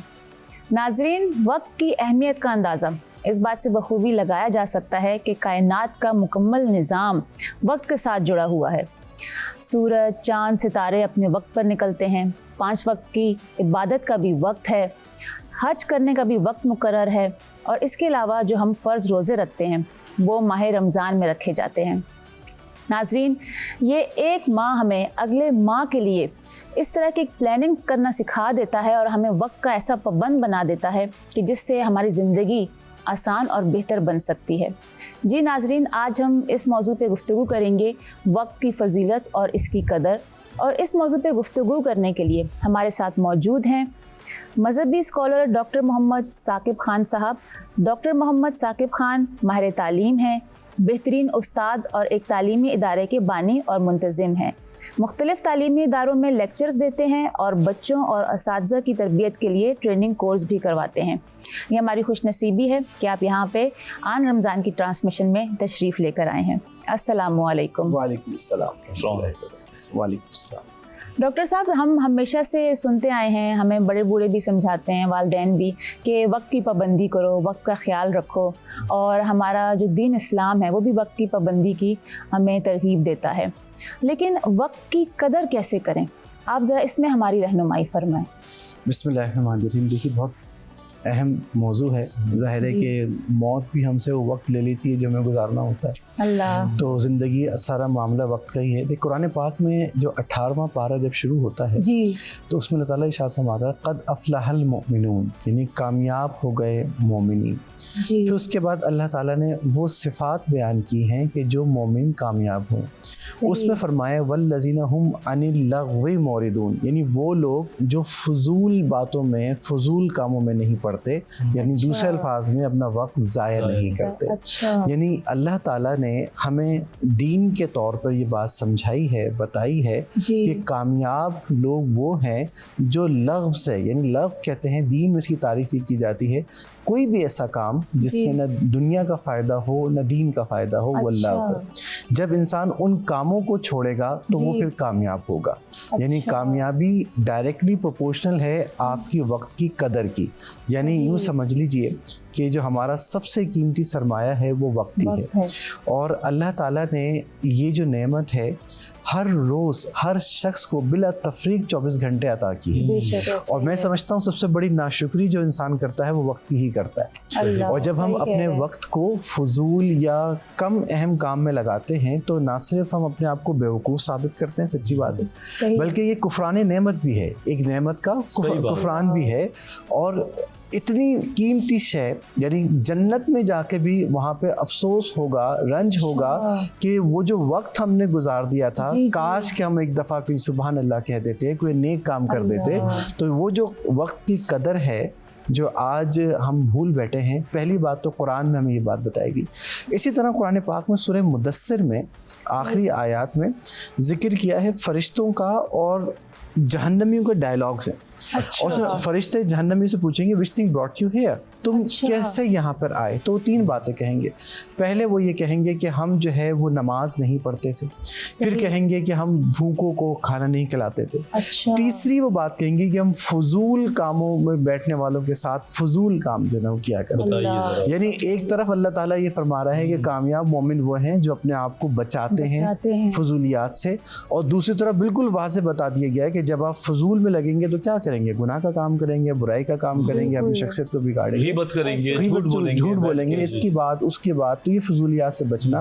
हुजूर सल्लल्लाहु अलैहि वसल्लम ने ये इरशाद फरमाया कि बंदे के, आदमी के इस्लाम की खूबसूरती ये है कि वो अपने आप को हर फजूल काम से बचाए।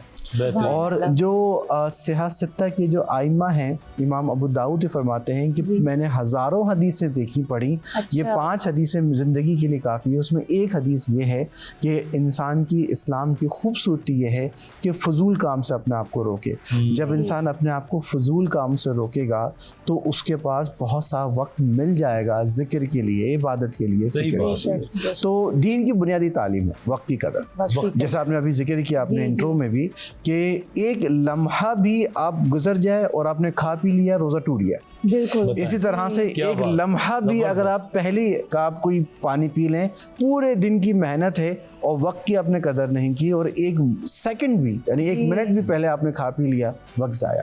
और इसी तरह सूरज चांद का जिक्र किया, अगर एक माइक्रो सेकंड मैं समझता हूँ कि सूरज अपने महवर से आगे पीछे हो जाए, कायनात धर्म भरम हो जाए। और ये पैगाम है कि हमारी ज़िंदगी धर्म भरम है कि जब हम अपने आप की टाइम मैनेजमेंट नहीं करते। बिल्कुल डॉक्टर साहब, इसी तरह नमाज का भी है कि देखें वक्त से पहले हम अदा नहीं कर सकते, एक वक्त है जिस पे हम अदा करते हैं। पहले एक घड़ी बनाई हुई है अल्लाह ताला ने नमाज की शक्ल में कि इस तरीके से, इस तरह ये असर है और उसको हम फॉलो करते हैं। जी देखिए, और मुसलमान जो होता है उसकी ज़िंदगी बड़ी तरतीब वाली, उसे पता होता है कि मुझे किस वक्त उठना है, किस वक्त आराम करना है, और वो जो पूरा शेड्यूल है ये हमें नमाज ही बताती है। तो अगर हम इबादत में देखें तो वक्त की पाबंदी हमें बता रही है, और आपने वक्त में नहीं पढ़ी नमाज कज़ा हो जाएगी, फिर अदा नहीं हो सकती। इसी तरह से हम अगर ज़िंदगी में देखते हैं कामयाबी का राज वक्त की कदर बताया जा रहा है। अगर हम अपनी बुराइयों की तरफ देखते हैं तो हुजूर सल्लल्लाहु अलैहि वसल्लम की एक हदीस ये भी है कि आपने फरमाया कि 2 चीज़ें ऐसी हैं जिसकी वजह से, जिसके बारे में अक्सर लोग गाफिल हैं। एक तो सेहत और दूसरी फुर्सत। ये जो फरागत है, हुजूर फरमा रहे हैं कि हम फुर्सत को जो है गनीमत नहीं समझते, हालांकि बहुत कीमती चीज़ है। और आप तो डॉक्टर हैं, आप जानते हैं कि मरीज को पता चलता है कि सेहत कितनी बड़ी चीज़ है, उस वक्त पता चल रहा होता है, और जब सेहत मौजूद होती है उस वक्त कदर नहीं है। बेशक ऐसे आपने देखा होगा कि हमारे जो बड़े लोग हैं आज भी, दादी नानी वगैरह, वो टाइम को इसी तरह बताते हैं कि असर के टाइम पे आ जाना, जी ठीक है ना, या हम जाते तो कहते हैं मगरिब के बाद आना, ठीक। तो अगर आप देखें, एक अगर कॉन्सेप्ट को समझें तो ये एक घड़ी की शक्ल है जो नमाजों को हम देते हैं, और इशा के बाद हमने क्या काम करना है, हमने वो करना है। तो जब रमज़ान मुबारक आता है तो डॉक्टर साहब टाइम मैनेजमेंट की सख्त, बिल्कुल मैं कहता हूँ इससे अच्छी तरीके से आप किसी को ट्रेन नहीं कर सकते। तो क्या क्या चीज़ें हैं कि जब रमज़ान जा रहा हो हम किन चीज़ों की तवक्कुआती तौर पर ट्रेन हो चुके हों, खासतौर पर टाइम के हवाले से? जी देखिए, सेहत का उसूल ये है, हालांकि शोबा आपका है, लेकिन उसूल ये है कि early rise and early sleep. अगर जो इस पर्टिकुलर उसूल से हट जाता है तो पूरे दिन मुर्दार गुजरता है उसका। तो इस 30 दिन हमें सबसे पहले तो ये सिखाता है कि आपके जो स्टार्ट ऑफ द डे है वो सुबह 10 बजे नहीं है, 11 बजे नहीं है, वो अलग सुबह है। जितना फ्रेशनेस और जितना माइंड जितना आपका शार्प होता है, जिनका आपकी इंटेलेक्चुअल कैपेसिटी डेवलप्ड होती है, वो मॉर्निंग के वक्त में होती है। तो बजाय वो तलबा जो रात को देर तक जाते हैं, बेहतर ये है इशा के बाद सो जाएं और हुजूर की सुन्नत अमल करके तहज्जुद के वक्त उठें और जो है नमाज पढ़ें। तो रमज़ान का पहला सबक तो हमें ये मिलता है कि अर्ली लाइस वाला, कि सहरी हम उठते हैं और हम फजर की अजान से पहले नाश्ता तक कर चुके होते हैं। आप देखिए तो ट्रेनिंग कैसी है, कितना बड़ा दिन। और कुछ लोग जो हमारे दोस्त यूरोपियन कंट्रीज में वो बताते हैं कि वहाँ पे अभी भी उसूल ये है कि लोग 6 बजे 7 बजे लोग अपने चले जा रहे होते हैं। अंधेरे में मोटरवे पे आप गाड़ियाँ देख लें, वहाँ ऐसी भरी हुई होती है जैसे कि हमें यहाँ पे 9 बजे लग रहा होता है। और आप हमारे शहर में सदर में चले जाइए, 12 बजे भी लोग दुकानें नहीं खुली। बिल्कुल सही कह रहे हैं। तो पहली सबक तो इस रमज़ान मुबारक से ये है कि इंसान जो है नेस्ती, आलसी और सुस्ती को छोड़कर सुबह उठने की आदत डाले। सही बात। और दूसरी बात ये कि फूड पे कंट्रोल, यानी निज़ाम हाज़मे पे कंट्रोल, यानी जो बसियार खोरी जो है ये सिर्फ मेडिकली नुकसानदेह नहीं है। हुजूर सल्लल्लाहु अलैहि वसल्लम ने फरमाया कि मोमिन एक आंत से खाता है और काफिर 7 आंतों से खाता है। It means to eat less is a sign of a believer और to eat more than required is a sign of, मतलब जो है डिसबिलीवर।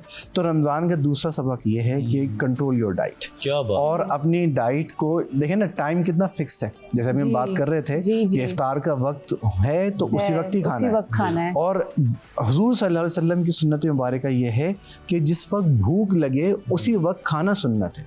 अब हमारी मामला क्या है, कितनी समझने वाली बात है कि जब भूख होती नहीं है उस वक्त आप खाते पीते रहते हैं तो बेशुमार बीमारियों का बाइस बनता है। तो रमज़ान का दूसरा सबक न्यूट्रिशन के हवाले से हमें मिलता है कि हुजूर ने फरमाया कि नेमत सहूर तमर, यानी खजूर जो है वो बेहतरीन सहरी है। हालांकि कहने को छोटी सी चीज़ है लेकिन फुल ऑफ न्यूट्रिशन है। तो सबक ये दिया जा रहा है कि न्यूट्रिशियस फूड खाएं, ज़्यादा क्वांटिटी पे गौर ना करें, क्वालिटी पे देखें क्या है। तो पहली चीज़ रमज़ान हमें ट्रेन कर रहा है वक्त अपनी रूटीन के हवाले से। Your routine should be set और रूटीन आपकी रेगुलर हो। और जितने बड़े लोग हैं ना डॉक्टर साहब, आप देखें चाहे वो राइटर्स हों, और उनकी आदत ये रही है कि जितना देखें हुजूर सल्लल्लाहु अलैहि वसल्लम की दुआ है, और हुजूर सल्लल्लाहु अलैहि वसल्लम ने दुआ की थी कि अल्लाह सुबह के वक्त में बरकत अता फरमा। ये नबी की दुआ रद्द नहीं होती, हम जानते हैं। अच्छा, बरकत का मायना क्या होता है? बरकत का मतलब ये होता है जैसे अगर हम तीनों के लिए एक छोटी सी प्लेट में बिरयानी आए और हम तीनों सैर भर के खा लें तो हम कहेंगे खाने बिरयानी की बात आप ना चले। खैर हम दूसरा ले लेते हैं कि अगर किसी शख्स की कमाई कम है, उससे 10,000 कमाता है और पूरे 10,000 में पूरा महीना जो है उससे घर गुजर जाता है, हम कहेंगे कि उसकी कमाई में बरकत है। बिल्कुल। इसी तरह से बरकत का मतलब ये होता है क्वांटिटी लेस एंड बेनिफिट्स ज्यादा। तो अब यूं समझ लीजिए कि हुजूर ने जब ये दुआ फरमाई कि सुबह के वक्त में बरकत अता फरमा, तो आपका वक्त होगा कम सर्फ और आपको सबक, अगर स्टूडेंट है ज्यादा याद हो जाएगा, अगर आप लिखारी हैं, ऑथर हैं, तो कम वक्त में ज्यादा आइडियाज आपके पास आएंगे, और अगर आप कारोबार करेंगे तो उस कारोबार में बरकत ज्यादा होगी। तो सुबह के वक्त में बरकत है। डॉक्टर साहब एक और चीज ऐड करें कि अगर आप जल्दी उठते तो दिन भी लंबा लगने लगता है। दिन भी लंबा, बकायदा आपके सारे काम हो जाते हैं और आपको लगता है कि दिन तो बहुत बच गया, फैमिली के पास टाइम देने का मौका मिल जाता है आपको। तो ये भी बरकत नहीं है? बिल्कुल। देखिए बरकत का मतलब यही है कि जो रसूलुल्लाह का उसूल, देखिए नबी मुकर्रम सल्लल्लाहु अलैहि वसल्लम पे तहज्जुद फर्ज थी। आप सल्लल्लाहु अलैहि वसल्लम फरमाया अगर मुझे उम्मत पे तकलीफ का शायद ना होता तो मैं फर्ज कर देता। इट मींस इस टाइम को बहुत वैल्यू किया है हमारे प्रॉफिट ने, और हमें सिखाया गया है कि, और अक्सर जो नेक लोग होते हैं वो हर हफ्ते पीर और जुमेरात का रोज़ा मुस्तकिल रखते हैं, हुजूर की सुन्नत है। तो पहली बात तो ये है कि हम उस जो जैसे मैंने लफ्ज़ यूज़ किए, बोलना नहीं चाहिए नेस्ती और सुस्ती वाले अल्फाज, कि हम इसके शिकार होने की वजह से डल, ड्रेरी और डम जो है ना दिन गुजरता है। तो रमज़ान में बेशुमार हमारे पास सबक है। बेहतरीन बात हो रही है जनाब, और आप लोग भी इस चीज़ को समझे, हम भी समझते हैं कि टाइम की कितनी अहमियत है, उसकी कदर है। मज़ीद कुछ सवालात हैं डॉक्टर साहब से हम पूछेंगे, लेकिन इस वक्त ब्रेक ले रहे हैं, आप लोग कहीं नहीं जाइएगा।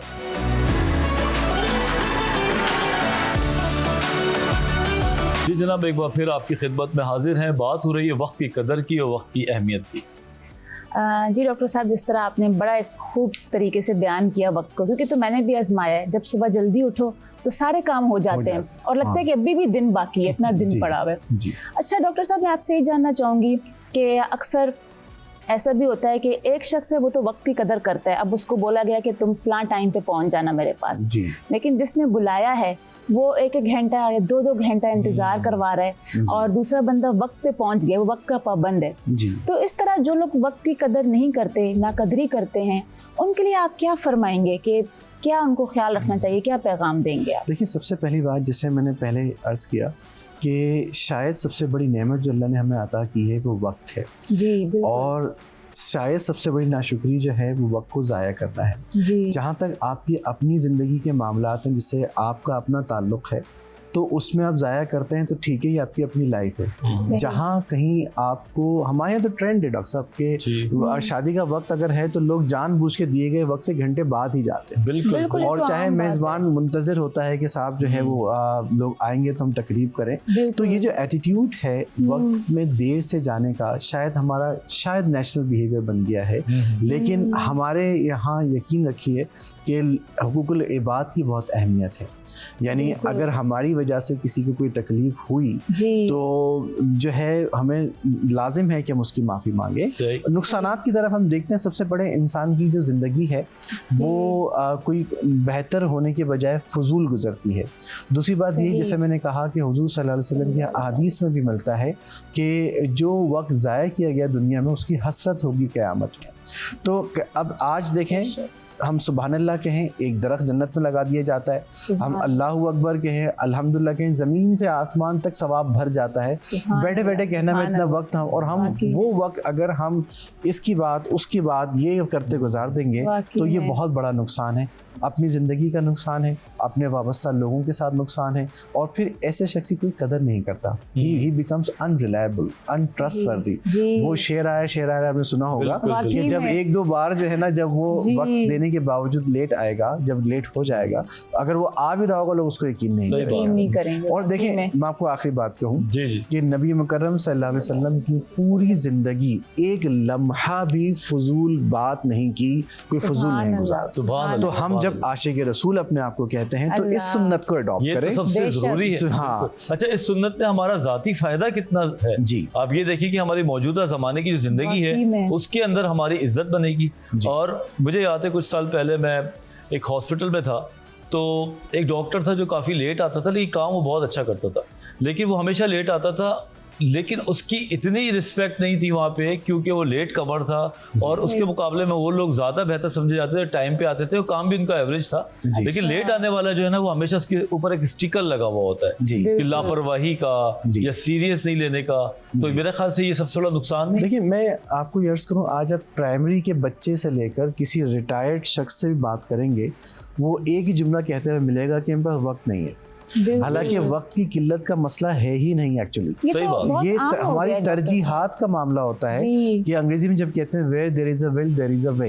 बिल्कुल। तो अगर आप जब तरजीहात अपनी तय करते हैं, तो जिस तरह आप फेसबुक के लिए वक्त निकाल रहे हैं, जिस तरह आप दोस्तों बैठने के लिए वक्त निकाल रहे हैं, इसी तरह अपनी ड्यूटी पर, अपने काम पर पहुंचने के भी वक्त आपको मिल सकता है। क्योंकि आप जिस चीज़ को जितनी अहमियत देते हैं इतना ही पूरा होता है। डॉक्टर साहब, अगर आप मुझे इजाज़त दें तो यहाँ मैं वालिदैन के हवाले से गुफ्तगू करना चाहूँगा कि ऐसे वालिदैन जो अपने बच्चों को बेशुमार खिलौने दे दें लेकिन अपना वक्त नहीं देते, उनसे बहुत बेहतर वो वालिदैन हैं जो खिलौने तो नहीं खरीद सकते लेकिन मोहब्बत और अपनायत भरा वक्त दे देते हैं। क्योंकि इन जब बच्चों को अपने वालिदैन का ये मोहब्बत भरा वक्त नहीं मिलता, तो ये मोहब्बत वो कहीं दूसरी जगह तलाश करते हैं, फिर वो बेरारवी का शिकार हो जाते हैं, वो वसीले हो जाते हैं, चिड़चिड़े हो जाते हैं। और वालिदैन को इस बात को समझें कि ख़ास तौर पे अपने बच्चों को भी वक्त दें और छोड़ दें मोबाइल, लैपटॉप छोड़ दें, मुकम्मल वक्त दें। हुजूर ने जो भी काम किया ना, मुकम्मल शऊर के साथ, तवज्जो के साथ काम किया है।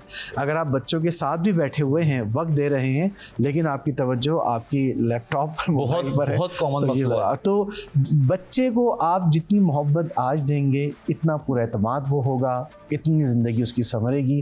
आपकी अपनी लाइफ में एक सुलैस आएगा जब बैठेंगे। तो जब हम वक्त की कदर की बात कर रहे हैं, हम में से बहुत सारे प्रोफेशनल ऐसे लोग होते हैं, हर जगह वक्त पर दे रहे होते हैं, लेकिन बच्चों को सिर्फ मटेरियलिस्टिक एस्पेक्ट्स में देखकर उनको वक्त नहीं देते।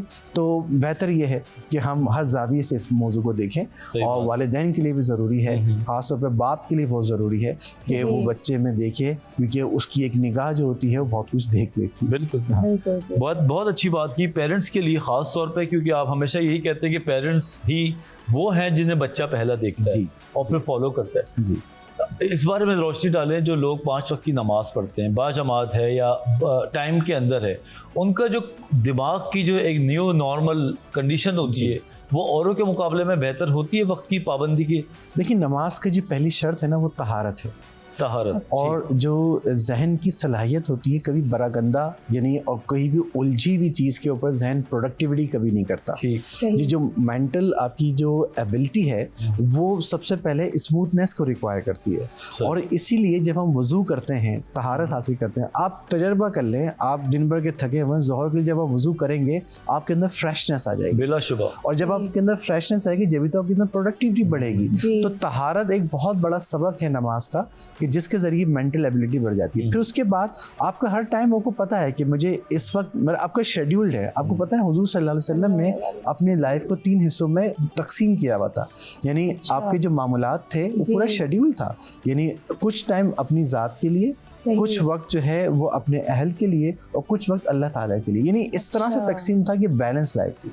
और हमें यही सिखाया गया है कि जब हम नमाज के लिए आते हैं, और जो नमाज नहीं पढ़ते ना उनकी मॉर्निंग का पता, ना उनकी इवनिंग का पता, ना उनके आराम का पता, और वो दिन एक मुर्दार दिन की तरह से होता है। जबकि उस शख्स को आप देखें जो नमाज का पाबंद होता है तो उसको पता होता है कि मुझे खाना इशा, जैसे आपने कहा कि इशा के बाद खाना है, उसको पता होता है कि फजर के बाद मुझे वहाँ पहुँचना है, मुझे ज़ोहर के बाद मुझे ये काम करना है। तो एक तो शेड्यूल हो गया, दूसरा ये है कि आप पाक साफ रहें, आप गंदगी से बचें, और फिर आप इस बात को भी तसव्वुर करें जब वो सजदा सजूद होगा, जब अल्लाह की बारगाह में खड़ेगा, तो फिर जो मेंटल एबिलिटी में जो सुकून की कैफियत आएगी वो बहुत ज़्यादा कारगर होती है। कहा जाता है कि जब पानी बहुत गशिंग हो, बहुत बह रहा हो, तो चाहे उसमें हम ईंट भी डाल दें कोई फ़र्क नहीं पड़ता, वो नज़र ही नहीं आता। और जब एक पॉन्ड हो बिल्कुल साइलेंट हो, उस पर छोटा सा पत्थर भी डालेंगे तो पूरी रिपल्स बन जाती है। तो माइंड का मामला भी यही है, जब वो सुकून में होता है तो फिर उसमें बात असर करती है, उसमें पैदा होती है, और ये सुकून नमाज से। बहुत अच्छी बात।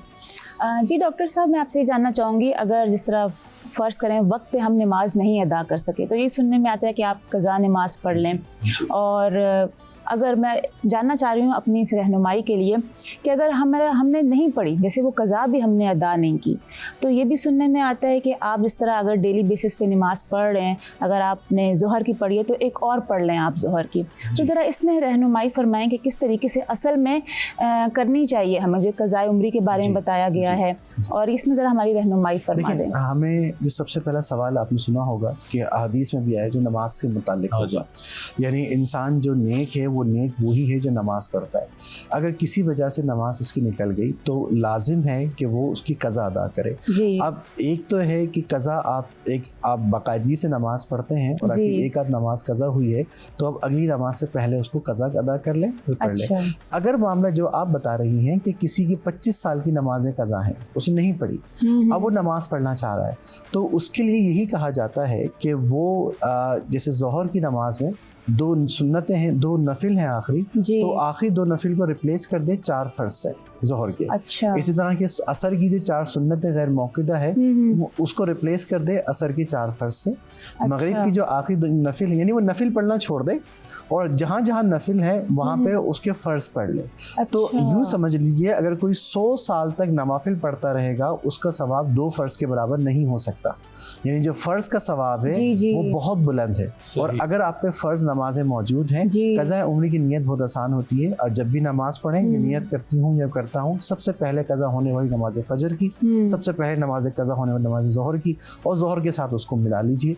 तो इसमें खुदा न खासा अगर आपको मौत भी आ जाती है तो अल्लाह ताला वो सारी नमाजें माफ़ कर देगा, क्योंकि आप इंटेंशन कर चुके हैं सारी नमाज पढ़ने की। यानी क़ज़ा नमाज अदा करने वाला कभी परेशान ना हो कि 50 साल है भाई, एक दिन की जो है ना वो 15-17 रकातें होती हैं, तो 365 दिनों पर 50 साल कितने कैसे अदा करूँगा? नहीं, हमें ये बताया गया है शरीयत में कि वो नियत कर ले जब तक जिंदा हूँ मैं क़ज़ा नमाज अदा करूँगा। तो फिर खुदा न खासा इस ज़मीन अगर उसकी इंतकाल भी हो जाता है तो अल्लाह के यहाँ उसके यहाँ माफ़ी है। बहुत अच्छी तवज्जो दिलाई कि जब हम नमाज की कदर करते हैं, रमज़ान मुबारक में एक सबक ये भी है कि नमाज के पाबंद इंसान हो जाता है, मस्जिदें भर जाती हैं, तो हम ये भी तहैया कर लें कि हम एक कैलकुलेट कर लें कि जब से बलूगत के साल में तो कितनी नमाजें जो है ना हमारी रह गई हैं, और बिस्मिल्लाह पढ़े शुरू कर दें। अल्लाह ताला आपकी मदद करेगा और सवाब भी मिलेगा।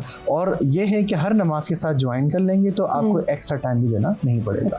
बहुत शुक्रिया, बहुत अच्छी बात है डॉक्टर साहब आपने बताई, जो कि हमारे लिए भी एक कहते हैं कि बिल्कुल ज़ाती नौयत के लिए अगर हम इसको देखें तो हम अपनी ज़ात के लिए बहुत फ़ायदा होगा। टाइम जो है हमारा जा रहा है, तो मैं चाहूँगा कि आप प्लीज़ दुआ करा दीजिए हम सबके लिए। बिस्मिल्लाहिर्रहमानिर्रहीम अल्हम्दुलिल्लाहि रब्बिल आलमीन वस्सलातु वस्सलामु अला सय्यिदिल अंबियाइल मुरसलीन रब्बिग़फिर वरहम व अंता खैरुर राहिमीन रब्बिग़फिर वरहम व अंता खैरुर राहिमीन अल्लाहुम्मा अजिरना मिनन नार अल्लाहुम्मा अजिरना मिनन नार अल्लाहुम्मा अजिरना मिनन नार या मुजीरु या मुजीरु या मुजीर अल्लाहुम्मा इन्नका अफून तुहिब्बुल अफ़्वा फ़अफ़ु अन्ना या गफ़ूर या गफ़ूर या गफ़ूर या इलाही या रहमान या रहीम।